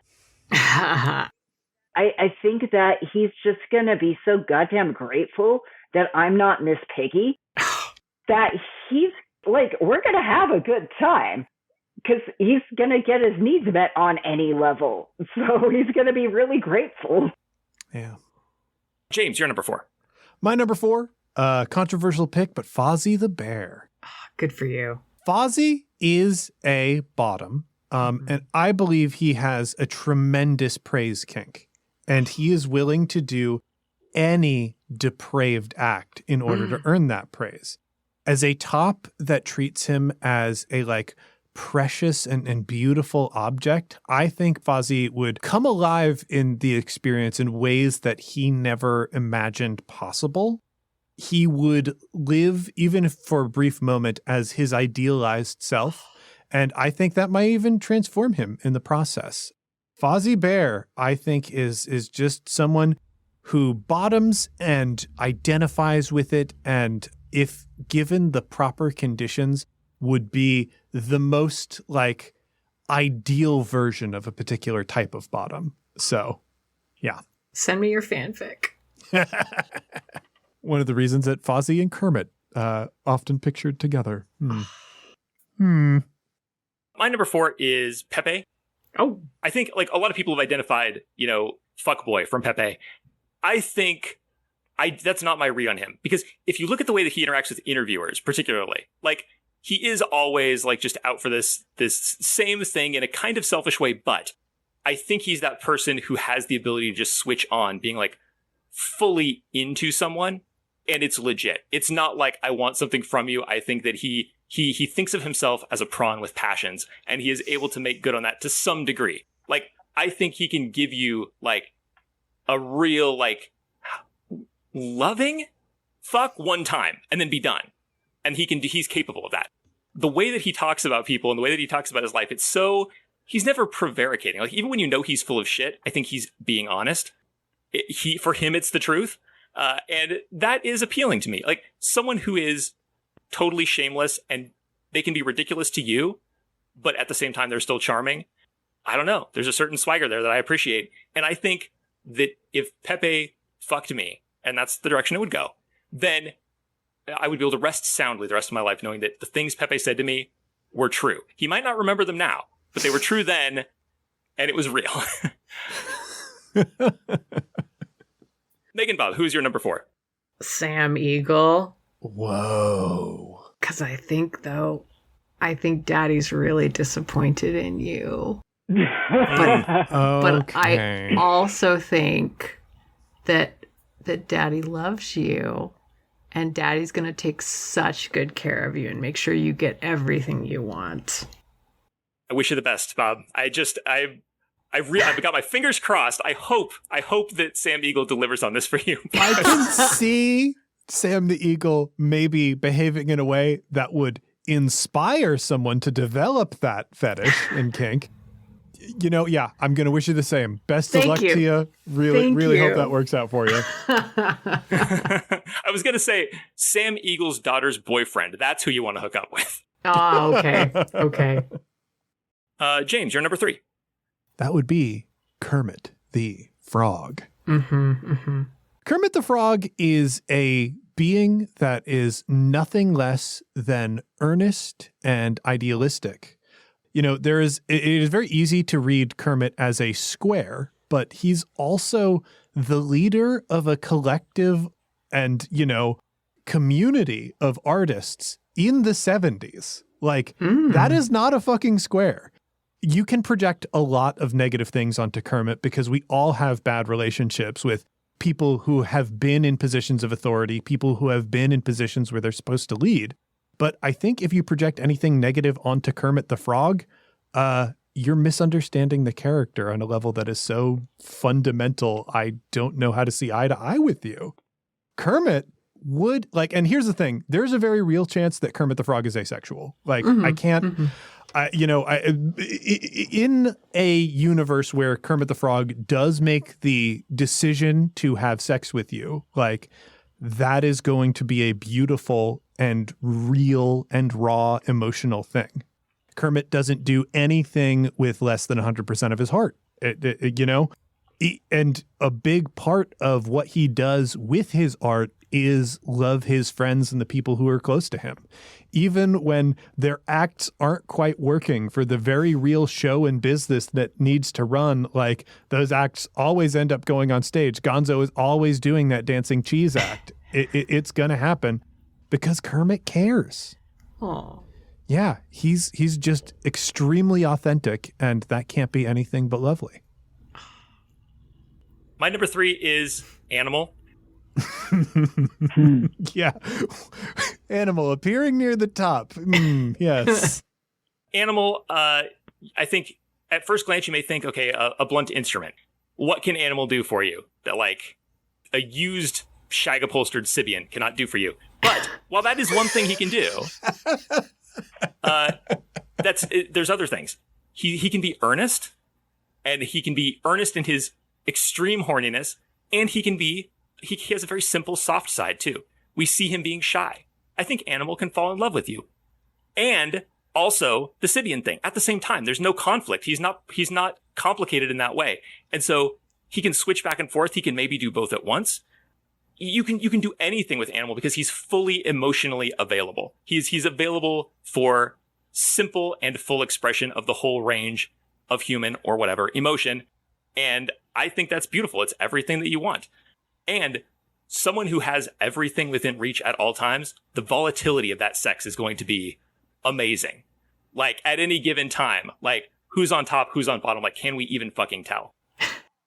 MeganBob, you're number 3. Animal, I'm painting a picture. Okay, you go up to Animal, you grab that deliciously callous drummer's hand, and you stick it down the front of your pants. That eyebrow just slowly goes up. And then suddenly you're shoved against the nearest surface and your clothes are being torn from your body in shreds. Okay, just imagine that fucking mouth on you. Can you imagine the noises he makes? The fucking noises? And he's a drummer, so he's got rhythm and those little dexterous hands. What I didn't know before this that I needed to be fucked all over an amplifier in the unrelenting grasp of those weird little 4-fingered hands. But god damn it, I sure do now, buddy. Animal, why are you so good? Kris, you're number 3. My number 3 is Uncle Deadly. Yeah. Yeah. Honestly, up until we did this podcast, I didn't know very much about him. I just liked that he was blue, a dragon, and kind of looks a little bit like Vincent Price. Yeah, fuck yeah. And that's all I needed to know to get him into my number 3. But now I also kind of like, I'm noticing his clothing. Like he's very on point. I feel like he might be an elder fashion gay, like kind of a Tim Gunn kind of a guy. And oh man, I would do such things. I think that takes us to number 2, which takes us to my number 2, Uncle Deadly. Hey. And I had him at number 3, and then I upgraded him to number 2. 3 words. No one does. That's what Uncle Deadly says when Kermit the Frog imposes upon him, presumes something about him, pretends like he knows him. And Uncle Deadly walks away and says, "You don't know me." And then he turns back and says, "No one does." How can you not fuck that guy? I mean, I don't know. That would be enough. But also the fact that he is like the only really sophisticated, like self-possessed Muppet. He's superior. He really is. He has that dragon energy where it's like, this is not going to be like a boring superior fuck. This is going to be like, okay, I don't approve of the way you dress yourself or anything you do, and you are a lower life form, but not so low that I'm going to feel bad about this later. And he's going to fuck you with a combination of fury and elegance that only a dragon can give you. Wow. Unbelievable. He probably should be number 1, but I love that pull quote. God damn it. I have to go lay down now. What the fuck? Yeah, that's good. God damn it. MeganBob, you're number 2. Jesus Christ. Okay, how do I fucking recover? Okay, I can hold it together. I mean, Miss Piggy, I know there's a lot of like shit about her, but for me, I feel like she can do it all because she wears leather like a wet dream. She gives you these big eyes that you like break her heart if you don't do exactly what she fucking wants you to do. She's openly horny and unapologetic. I mean, she's going to use me no matter what we're doing. And like, that's kind of delightful. Like, how many times does she need to come before we're done for the night? I don't know. She might not know, but it's certainly my job to find out. Mm-hmm. And like, I'm putty in those little felt hands. And then also, I'm hoping that if I'm extremely accommodating, she'll let me put barbecue sauce on that though.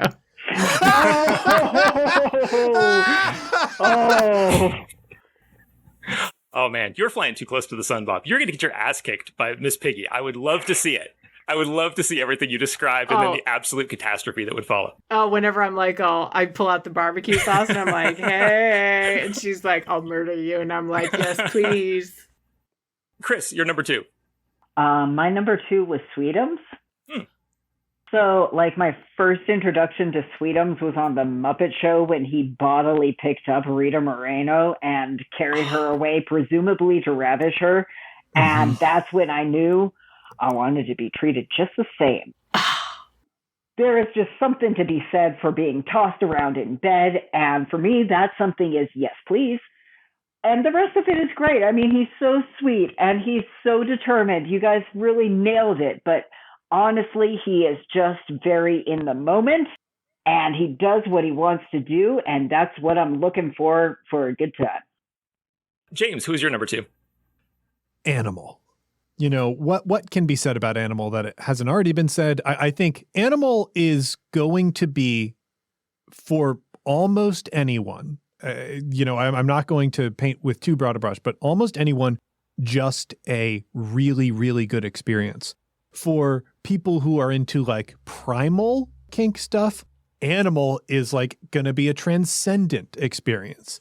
The thing ultimately that I am drawn to earnest and vulnerable passion. And like Animal is a being of nothing but passion. You know, he wears himself to exhaustion in everything that he does. And while I don't think anyone could really be with Animal long term, I do think in one way or another, at least I hope in one way or another, we have all been Animal at a certain point. We have all channeled him. That is an earnest hope that I have for everyone listening right now. So Animal, yeah, like I think it is a great experience that everyone should have. That's so beautiful. Okay, that brings us to the top. The most fuckable Muppet. It's hard to imagine where we can go from here, although it is, of course, mathematically determined as well, but still hard to imagine. Kris, your most fuckable Muppet. Well, to continue on a theme, my most fuckable Muppet is Animal. Mm-hmm. Yeah, he's down to pound, and I'm ready to let him take out all that aggression on me. He's used to playing concerts, so he can go all night. I don't think we've talked about like how much stamina he must have, but it's a lot. Like, we may not have a lot to talk about, but we're not here to talk, are we? And he comes with chains already attached. Oh fuck! Yeah. I forgot. We haven't explored topping Animal enough. This is it's so important. Yeah, I feel like he'd take topping. I feel like he'd give as good as he got. If you are a person with a denial kink, it is hard to imagine someone more pleasing than Animal. I have to go live my life after this episode somehow. Bob, your most fuckable Muppet. Big feels, Ralph. I had such a thing for Ralph as a strange little teenager. And I still have it now. It's that laid back attitude and that voice. He is reluctant to get involved with anybody. He's like, no, don't get involved with women. But obviously in this situation, you're different. And he's interested in you and he can't stay away. And then also this sense that unlike a lot of the Muppets, I mean, he's lived a whole ass life that we probably have just never seen and has all this experience to bring to the table. And like, okay, fine, sure. You're the sixth person he's ever eaten out while playing Claire de Lune. But that's not really the point. Like, the point is that Ralph, he's not really trying to win you over or to outshine anyone. He's there to do this thing like the best he can. And I just love Ralph so much. Also those ears. Oh my God. So great. James, who is your most fuckable Muppet? It's going to be Gonzo.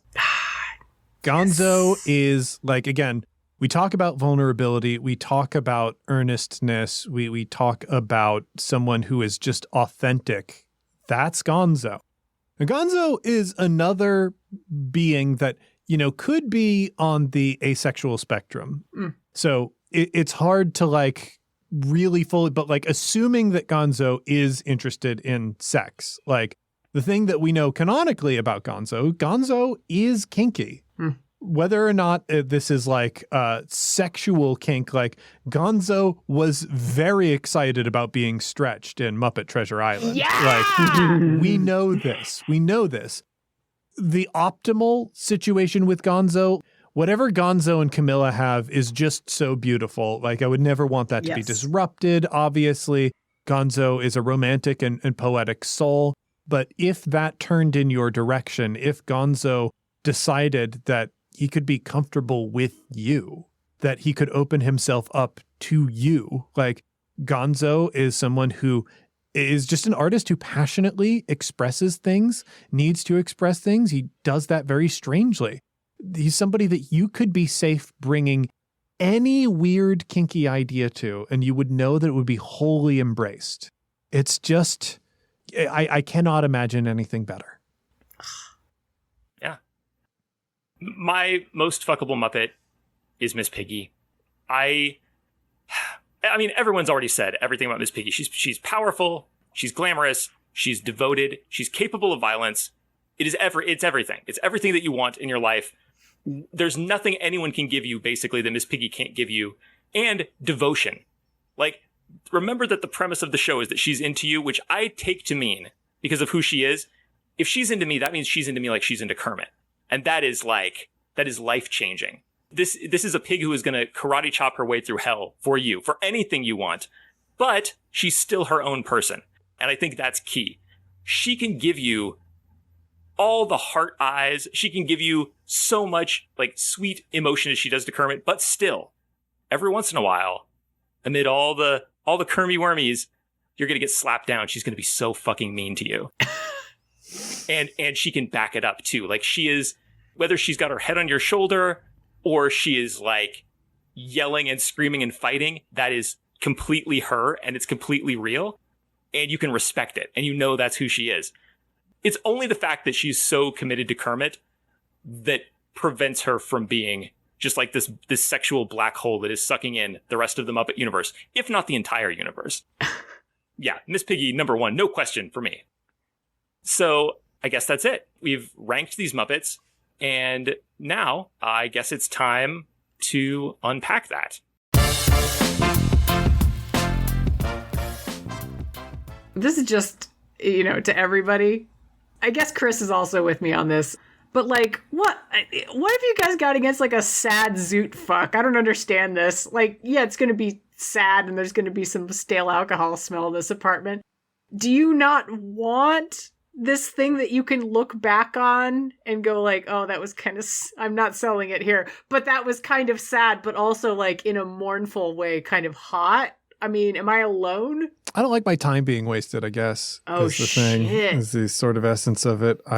There are so many Muppets on this list, and man, what's the point?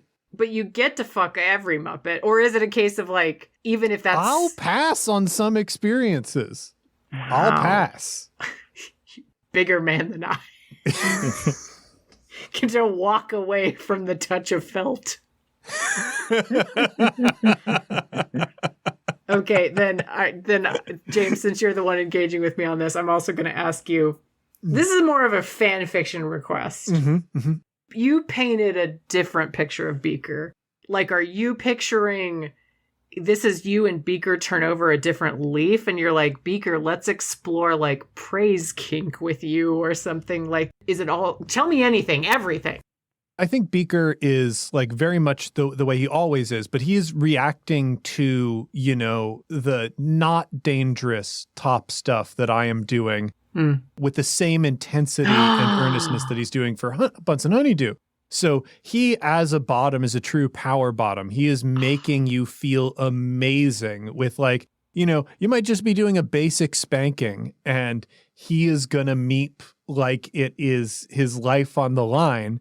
He's just going to really bring out the most powerful top that you are on the inside. Wow. God damn. Do you want to, like, in your ideal Beaker situation, do you want to lean into that? Or do you want to try and do a softer doming thing to bring out a different side of Beaker? And if so, do you think that side exists? So I do think that side exists. And I do think, like, that is...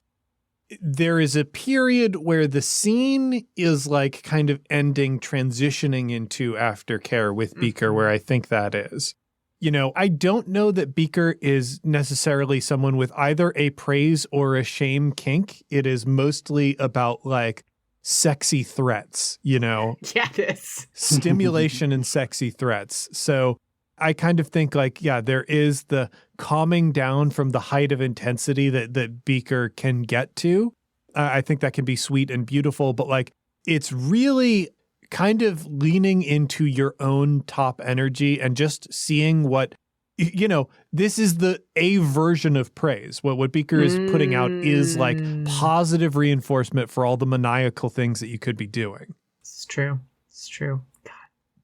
Such a fucking Muppet galaxy brain about this shit. That really is a fascinating take on Beaker. And the question I have, given what you just said, is what could you possibly threaten him with at this point? Well, that's the thing. To Beaker, a simple spanking is just as threatening as getting into one of Bunsen's devices. Everything is like so high anxiety that they're all tripping the same alarm. Huh. Yeah, I'm ambivalent about that. I get that, but at the same time, it's like, maybe I want to build a little bit, It's kind of like, It's just like 5 alarms at all times with those two, and it's perfect for them because clearly, Honeydew does not give a fuck about foreplay. It's like, I built one device, we're doing that. But for me, yeah, wouldn't it be weird to like lightly touch someone, have them just like scream their head off, and then the same thing every time you do anything. So lightly touching is not screaming his head off. That is him shaking, and that's important. The trembling is good, but even like Beaker's trembling, Jesus Christ. Yeah, no, I know it is going to be high intensity from get go. There is not going to be a lot of build up for it, but like that is the partner, that is the scene. And if it's not yours, like that's totally fine. There are so many Muppets out there. Speaking of, like, about there being lots of Muppets, talking about Zoot, you're making me think, Bob, like, in what scenario do I want to fuck Zoot? Because he's not high on my list either. Yeah. But I think the question is not like, would you if you kind of might as well, like if you're at his place. Because it's like, I don't care about this. You're not going to remember this. We don't have anything in common. I'm not like attracted to you. I don't know that you're particular, like you're wearing these glasses and you're all like, I don't know. I mean, but sure. Like, why not? Like, what's the harm? Because it's almost like there are no consequences. It's like you are a drunk Muppet. Well, why would I leave this experience on the table? I think you're right, Bob. What's the worst that could happen? He doesn't have the energy to do anything to you. It's not even that. It's that I love a sad story that you kind of reflect on later. And that, like, I don't know, this may be a thing that happens if you're AFAB more than anything else, but like, you will fuck a sad older dude at some point in your life. And it's just a thing that happens to you. It's on the bingo card. But you kind of like look back on it and you feel a sense of that there was a vulnerability there that they didn't even know was there. Like, they didn't have the fucking self-awareness to know that this was vulnerable, that you were seeing them at like, you're a mess. Your fucking life is a mess and you don't have a goddamn clue. And like, you get to see this incredibly tender, fucked up part of somebody that they don't even have enough sense to like try to cover up. And you get to kind of touch that and see that. And like, it's sad and you walk away from it and you're not like going, yeah, what a notch on the bedpost. But you got something very real and very like, even if it wasn't good, it was like very like honest in its awfulness, I guess. This makes me want to broach something that I kind of want to talk about anyway, but this seems like a way into it. Okay. Let's talk about, with the Electric Mayhem, let's talk about fucking the whole band. Fuck yes, let's talk about fucking the whole band. God damn it, yes. All right, okay. Where does that go? Where on your list, where does that go compared to the members of the band? Oh, Jesus, way at the top. Like, it's not gonna beat out, like, well, fuck, it might beat out Rolf, just because, like, what an experience. But I can't imagine I'm going to remember it because I'm going to be on so many fucking drugs. Yeah, that's the thing. And I won't even take them. They'll just end up in me. Oh, for sure. But keep in mind, like, they spend a lot of time with each other. You're going to be the belle of the ball. Fuck, that's true. You're like fresh meat. All that attention. Yeah. Do you think they're competitive with each other? Well, they canonically are at least a little bit, because there's an episode of The Muppets where Floyd and Dr. Teeth start fighting over Janice, because it turns out that Janice is Dr. Teeth's ex. But that seems to be the exception. I think normally they get along fine. It's also like, I mean, I have to imagine like even part of that portrayal of them has to be non-canonical, because I cannot imagine a scenario where they are fucking in numbers of like less than 9 people at the same time. It just seems like that's the vibe. And, it might like you steal away to a corner of a room or something like that. But I kind of feel like it's all one big after party with them. And they make it pretty wild pretty quick. But I don't know. Like, I am very much not in the mood for like a drug-addled, like old-fashioned free love kind of orgy situation. I don't think there's very much there for me. I could see, though, like, because Ralph sometimes is part of it. Like, he just is there sometimes doing it. Like, I could see fucking Ralph at that. Yeah. In like just in the vibe of this whole, where he's like, nah, baby, I've been here a million times. It's fine. Come on. All of this depravity happening all around you, and Rolf still makes you feel like you're the only person in the room. Exceptional. Yeah. That's fantastic. That's the appeal of Rolf. He's in it, but he's a little bit above it. That's great. I will say, I'm totally into fucking the band, and I think that probably is higher up for me than most of them, but I'd rather have Animal alone. Because he really needs, he can't, in that environment, he can't open up. He can't be soft. He's going to be too overstimulated. He's going to be like a dog who's going to go to the beach, Wow. I think he's at a 10 no matter where he is. He's Animal. Mm-hmm. I just don't want him to get distracted by anything. Oh, yeah. That's real. But me, like... you kind of need blinders on him. Exactly. Yeah, and if it's just you, he's capable of mooning over you, too. He does have that mode, but he's just not going to do it while there are people yelling in his ear. Again, like a dog. Like if it's a quiet night at home and you're having your tea, then he's going to curl up next to you on the couch. he has that emotion in him. So I'd rather have that flexibility, but the whole bit, like, it's way better than like just Dr. Teeth, for sure. I mean, for sure. Now I'm like just thinking about some of these other Muppets and like, can they actually go to the orgy, or are they just you can't, I don't think you can have Miss Piggy at an orgy. I just don't think that's possible. I think she'd go. She's gonna make it all about her. Yeah. Yeah, the orgy would be over. She could be at a like real high class sex party, but you're absolutely right. It's going to be all about her when she enters the room. And I don't think Kermit can go. I think Kermit would die. Yeah, I don't know that that's his scene. Yeah, I think Kermit would like open the door, blush, close the door, and just be like, I have to go. Oh, he'd go, these are my employees, and I have to go. Come on, though. Like, come on, can't we have a little conflict of interest, Kermit? Just a little conflict of interest. There's a little conflict, and then there's an orgy that used to be the Christmas party. That seems like that's fine. I'm only fucking each of them a little bit. It's below the threshold. No, the Kermit this is all over him anyway, because basically all of his friends, he's also kind of their boss in a lot of the situations that we see him in. And so like a lot of the interpersonal stuff, it's all kind of conflicted. He's sort of like the put upon straight man, but he's also their boss, and he's also like their friend and the best of them. So it's all kind of tangled up anyway. Yeah. Am I not getting a raise because I didn't blow you that one time? Mm-hmm. Yeah, Kermit is the only Muppet, I guess, like you can make an argument for Scooter, but like I truly believe Kermit is the only Muppet who like has a real sense of responsibility. Like Scooter has to do difficult tasks all the time, but like Kermit has the real burden of leadership, and it is truly a burden when you are leading Muppets. So, you know what? You've won me over with that part of it, but like the crazed hedonist part of me is like, no, surrender. Like, fuck the show. Who cares? Who needs money? We can live off these fucking like Muppet orgies. But you're right. That's not a way to live. That's not a fucking way to live a life. Well, look, nothing they're doing is a way to live. That's the life you can live if Kermit the Frog is in charge. Yeah, you're right. Kermit will never let them do that. I mean, can Kermit stop them? Yeah, he can. He can do it just like he always does. Where like they kind of do it, but then he always kind of reins them in. You know, it's never going to get off the ground. It's going to be like a slow disaster, just like the show, just like within the fiction, the show.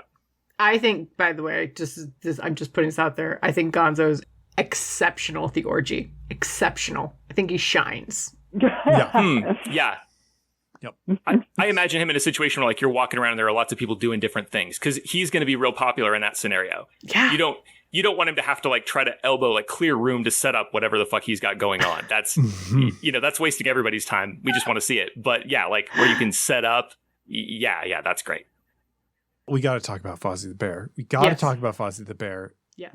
He has given me no indication in anything that I have seen Fozzie that he enjoys the fact that people do not laugh at his jokes. There was a thing about him like being genuinely upset whenever he said like anybody who's not a real Fozzie fan like leave, and then the theater was empty and he was super hurt. Yeah. I think he has the courage to face rejection every time, but I legitimately do not believe that he likes it. I don't think he has it as a kink in the sense that like it makes me feel good when you do that to me, but I think if you look at the relationships that he forms and the life that he pursues, there's something satisfying to him about like bearing up under it.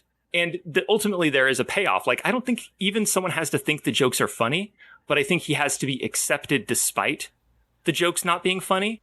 And Statler and Waldorf ultimately do give him that. Like, he becomes a part of their family, even though they don't like his jokes, because his jokes aren't good. And I think on some level he knows that. I think he wants to succeed, but on a deep emotional level, he knows I am not much of a comedian, and what I'm looking for is someone who's going to affirm that about me, but also affirm me despite it.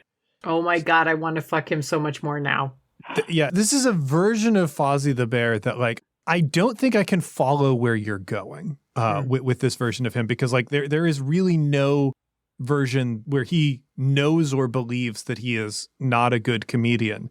he might think the jokes that he is telling aren't working. Ah, okay. But like he believes in those jokes up until the moment that the audience does not laugh at them. Like earnestly every time, 100%. Oh, sure. I mean, he has to believe in the joke to tell it. And I think he's holding out hope that he'll succeed, that he's going to make it. Which is why I think he's not seeking out degradation. He's not. That's not what will get him off. So you think he just has like endless optimism? Yes, absolutely. Okay. I mean, I'm looking at his Twitter page right here. You want to tell us a Fozzie joke? Yeah. What's a kind of bird that has the most positive attitude? Oh, I couldn't guess. Pelican. What Pel I can. Hope you like this, because I was just winging it.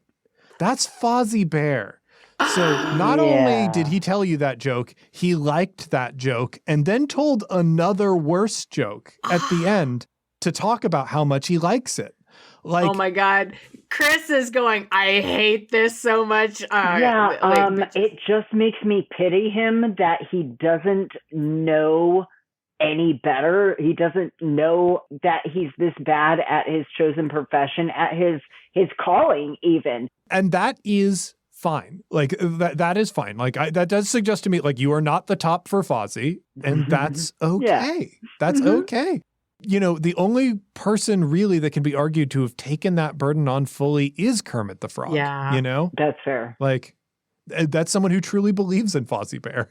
I want to see Fozzie top. I think it's gonna go so bad. Fuck. I don't think he can. No, James and I are on a different world now. James and I have left this planet. That is the cruelest bit of like topping that you can do to Fozzie, is put him in a position where he has to top, I think. I would eat it up so much that I would just be like, this is great. I like, you're failing wildly and I'm so happy. You tell him exactly what he's supposed to do, make it definitely like an S&M type of situation. That makes him super uncomfortable. Then give him Beaker. He's not going to realize Beaker is like this with everybody. That's your connection. That is a really fascinating pairing. Wow. Yeah. Oh my God, that's like a fucking perpetual motion machine. Jesus. Mm-hmm. Guys, we're doing astrophysics with these fucking Muppets. We're geniuses. Yeah. I mean, it's crazy to think that, like, canonically, really none of these Muppets have fucked each other when the possibilities are endless. I mean, we're just rolling out with these permutations. I mean, canonically, I'm pretty sure Miss Piggy and Kermit have fucked. Oh, yeah. Yeah. I mean, that's one pairing. I feel like Rizzo and Gonzo have given each other handies. You know what? This is a fact. Like, this is a fact. right? And you know what?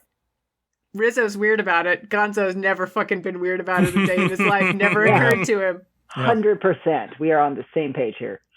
I also think Pepe and Rizzo have done that. But I think there's a lot more like... That's more fraught. Yeah, and a lot more like, this was like a lot of making stern, this is just a dude thing that we're doing as dudes. The whole time. Yeah. They're saying that. Yeah. That's amazing. Like, I can't stop thinking, because the two of them, it's like they both care and don't care, but in totally different ways. Mm-hmm. I think like Pepe is fully at peace with it. This is like, I'm fully into it, but at the same time, it's like, it's just a thing. It's just whatever, you know? Oh my God. It's just a thing that happened, okay? And then Rizzo, though, is like playing it completely cool, won't even let himself imagine that it means anything, but also wishes that he's gonna catch feelings so bad. Every time. Oh, poor baby. I did want to ask, Kris, you insane motherfucker, you put Honeydew at 11? Mm-hmm. Like, everybody else is terrified, but you're like, you know, there's a world in which this isn't... What is your vision? I get it, because you're saying, like, for some people it's fine, for some people it's not fine. Do you think that's a 50-50 split? Well, no, but I also think that the scale only goes to 1, and that does not properly represent the heights of ecstasy you would achieve as a masochist in the grips of Dr. Honeydew. Okay. What a way to die. Well, and that's the thing. You have to keep in mind, Beaker doesn't die. It's because Beaker's a Muppet! That's what I'm saying. Therefore, Honeydew is acting under the understanding that Beaker will not die.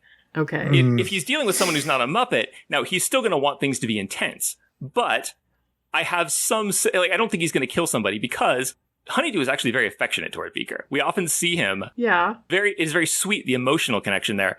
I think if he cared about you the way that he cares about Beaker, he would never injure you. He would never kill you. That's a hell of a risk to take on Honeydew having a well-established border and boundary between human and Muppet, because there's a real possibility that he might be testing for that.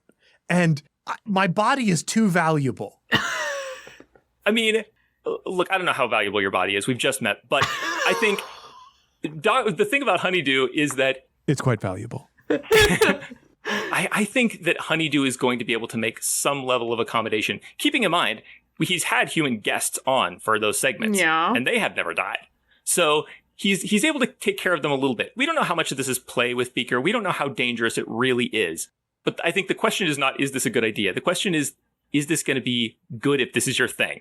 And if you get off on danger, I think the odds that you're going to die are very low. Yeah. And all the other outcomes are going to be fucking phenomenal. We are all people who said that we would fuck animals. So at a certain point, we have to own up to the fact that we are willing to throw some bodily safety into the wind and take it on chance that we'll make it out alive. Yeah, with animal, I feel like dying of dehydration is a real risk. So this is the big meta question. Fucking these Muppets. Are you a Muppet?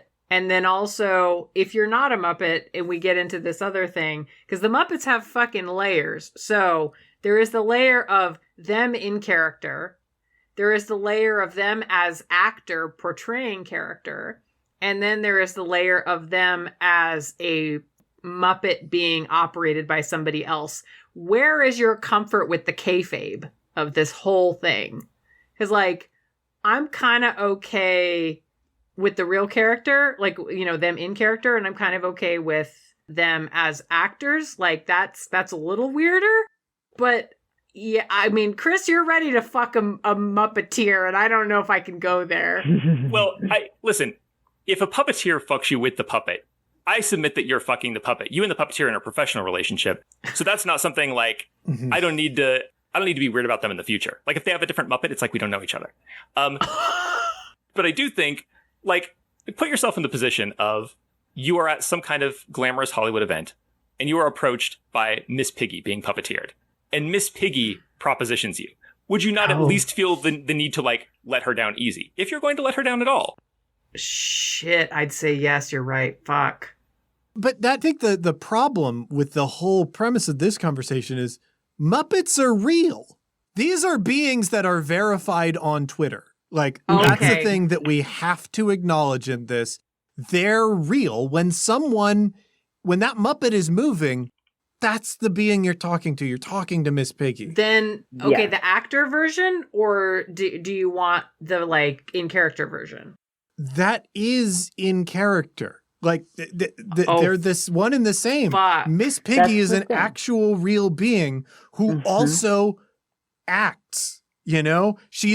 The Muppets are the first immortal beings because they exist in the real world and they will persist long after we are all dead. I hope so. Jesus, they're the best thing we've ever done as humanity. I will say there are levels to this, though, because when they go and do the press things for, like, a new movie coming out, like, think of Uncle Deadly. Oh, oftentimes he was so fucking hot in that press thing. He's a villain in the movie, but you can also talk to actor Uncle Deadly, who's friends with the rest of the cast. Yeah. Neither of those are like real puppet Uncle Deadly. Those are two different levels of kayfabe. So I think for some of them it matters a lot. Like, I don't really want to fuck the Uncle Deadly at the press thing. I want, I want to fuck the one who's fully in the fiction. I'll take all of them. That's fine. Like, there's enough dragons to go around. But I think, like, for me, the Uncle Deadly who's deep in it, yes. Whereas on the other hand, maybe Bobo the Bear, like, he's not working for villains as an actor. He's just like a good-hearted bear. That would raise him in my esteem quite a bit, I think. So yeah, it depends. As always, the answer is it depends on the Muppet. Yeah. I think the Muppet Show established that they are all performers who have a lot of different sides, just as all people do. Yeah. And that there's just so much there in each and every one of them. They're like precious little gems. They are. God. Jim Henson, you gave us such a fucking gift. Mm-hmm. let's talk about the final rankings. Let's get it. This is scientific and definitive. We will know for sure. All right, starting at the bottom of the list. Number 21, Statler and Waldorf. Number 20, Crazy Harry, which I think says something about how people feel about, like, being insulted versus being destroyed. That's true. Number 19, Honeydew. Number 18, Swedish Chef. And that's like the physical danger category, those four clustered right at the bottom. Number 17, Rizzo. Number 16, Zoot. Number 15, Beaker. Number 14, Scooter. Number 13, Bobo the Bear. Aww. Number 12, Fozzie. Number 11, Pepe, which is like not what I would have expected. Number 10, Sam Eagle, also surprising. He's in a tie with Janice for number 10. Oof. I know, right?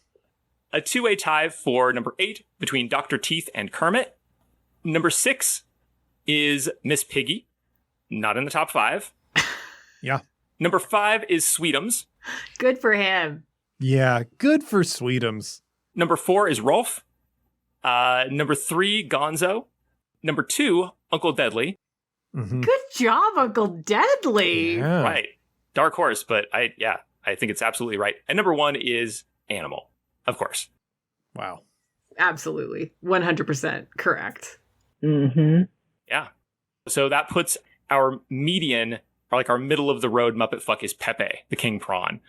Which I feel like that tracks, actually.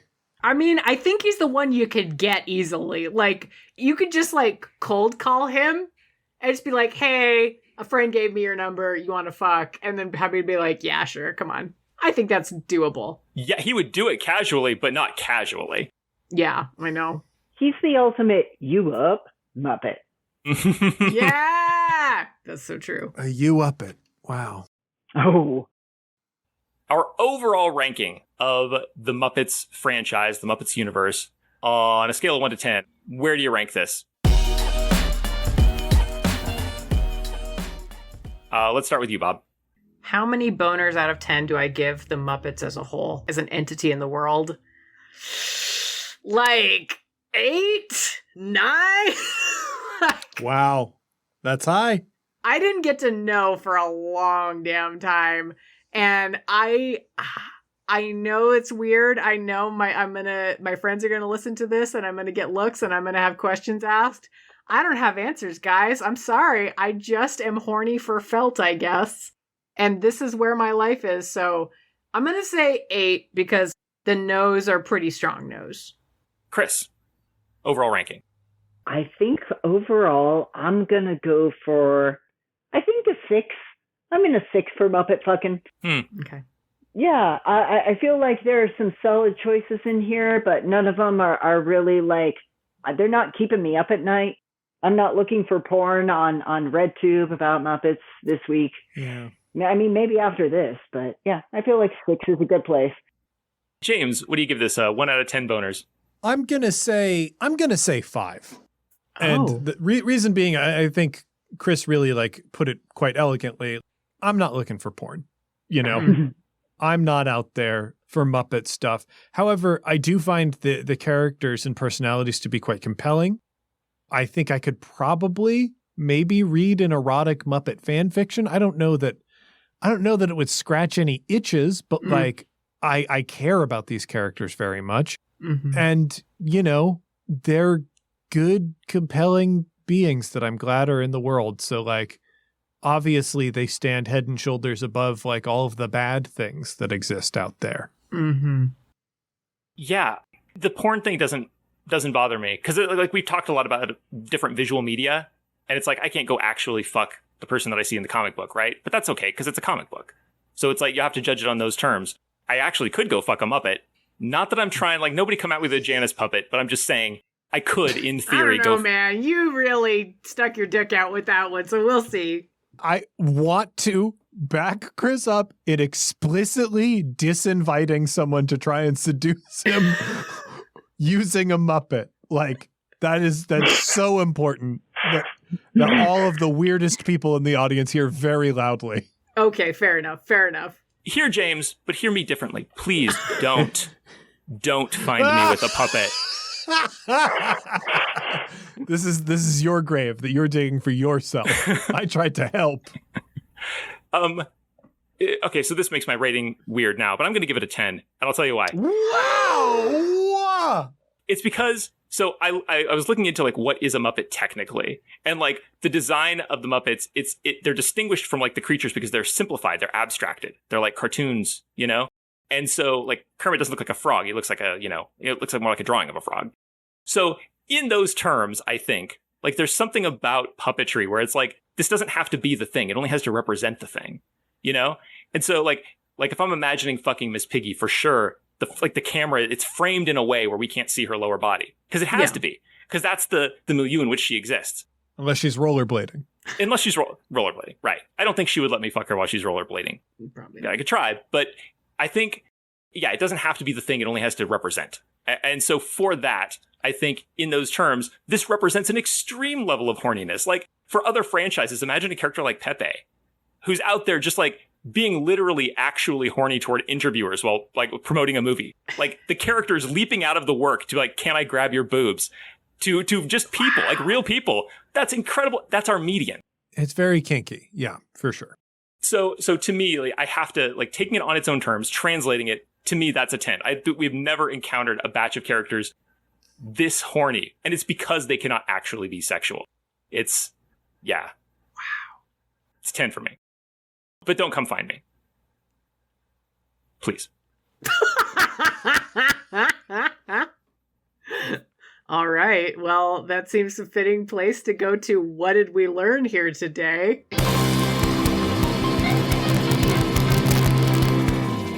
I learned why people are willing to hurt themselves in order to stare into the sun. You know, with Animal, like everybody rated Animal high. We all know how powerful and destructive that creature can be, but for a glimpse at beauty, pretty much everybody was right there on that line. So I think that really says something. Goddamn. Beautiful. Yeah. You know, thinking about Animal, it's the immediacy of emotion that is so compelling about these characters. That's like when I was thinking about Animal, I was like, okay, I don't really like, I'm not going to go seek out like a literal physical experience like this, but the idea of a creature that is like, has all their emotions right at the surface and like no real like lead time between switching among them. That seems like for a relationship, definitely not. But the experience of that, like the heightened nature of it, I think maybe that's part of what's appealing about these characters. Not just in a sexual way, like let's not pigeonhole them up. It says just fuck toys, but I think like the way that they are like such pure representations, like you see real joy, real sadness from the Muppets because it is simplified. So I think that's a cool thing about the characters. I think that the lessons that I learned from this are that people have very different interpretations of these characters than I do on some levels. And that's beautiful. I went into this. I am on every single episode of Hard Choices, and partly to help my life as the editor to have been on every single episode.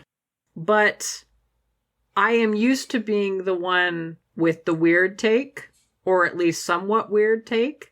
And it was interesting to come to an episode in which all of our takes were more or less weird takes. Mm-hmm. That everything was, I would say within our little cadre that we have formed, not a bombshell, but perhaps to anyone in the wider world would immediately be a bombshell to say, like, I think, and on any end of the spectrum, I think people would go like, I can't, like, I've never thought about this before in my life, but I can't believe you would rank Kermit that way. It was just very interesting to be, this is a weird thing to say, but to be among fellow Muppet fuckers in such a deep and like shared the Socrates way. Meme of talking to Muppet fuckers versus talking to non-Muppet fuckers. Exactly. And it's like, we're in it together. We have found a common purpose. We came here to feel the touch of felt upon our faces, and we have done so. And it's truly beautiful. I'm not going to cry about it, but part of me wants to cry about Oh, God. And with that, we have done everything we came here to do. We have left no Muppet unfucked. There's a mess everywhere. We're going to be sweeping for a while. A lot of feathers. Yeah, so many feathers. I cannot thank you guys enough for coming and doing this with us. This is so meaningful. And I would like to offer the floor to you to give any plugs you would like to offer to the people who came here to engage with the idea of Muppets as sexual beings and honor them as such. I don't have any current projects to plug, but I did come from the Unspoiled Podcast Network, where there are a plethora of different movies, books, and shows being covered all the time. So it's awesome, and y'all should check it out. Thank you. James? I come from the One Shot Podcast Network, which, if you're into stories and games, is definitely the place you want to be. Check out Campaign Skyjacks. It is the show that I produce and GM. I think it is very good. You can also check out my newest book on shelves at stores right now, the Ultimate RPG Character Backstory Guide Expanded Genres Edition. If you like playing role-playing games, or if you are a creative writer who likes to think about characters and their backstories and expand on them, this has a lot of prompts, activities, and mini games to make that process easy and fun.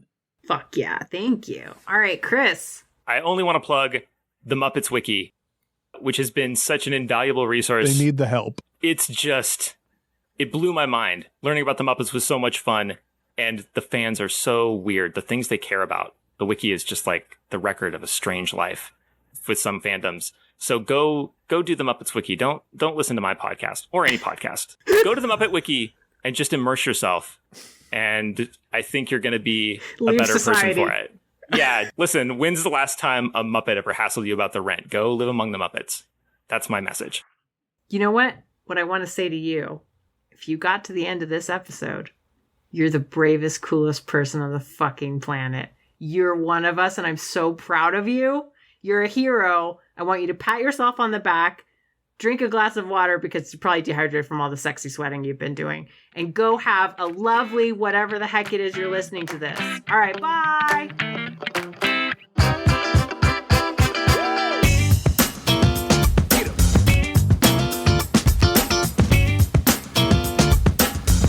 This has been Hard Choices. If you want to show your support and get even more goofs from behind the scenes, visit patreon.com/hard choices and become a patron. You'll get exclusive voting rights and participation in every weird new thing we do. If you like the show, please consider leaving a 5-star rating and review on the podcatcher of your choice. It shows people what's fun about the show and makes it easier for others to find it too. Hard Choices is produced by MeganBob. Our theme song is Funk Me by Soundroll. This piece and all music used in this production is licensed through Upbeat. You can find details in our show notes and listen to more great tunes at upbeat.io, spelled UPPBEAT.io. The Hard Choices logo is designed by Claire Mulcairn. If you'd like to get into touch with us, look for the Smash Fiction Fan Faction on Facebook and join the conversation. Thank you so much for listening and hanging out with us. You're a peach!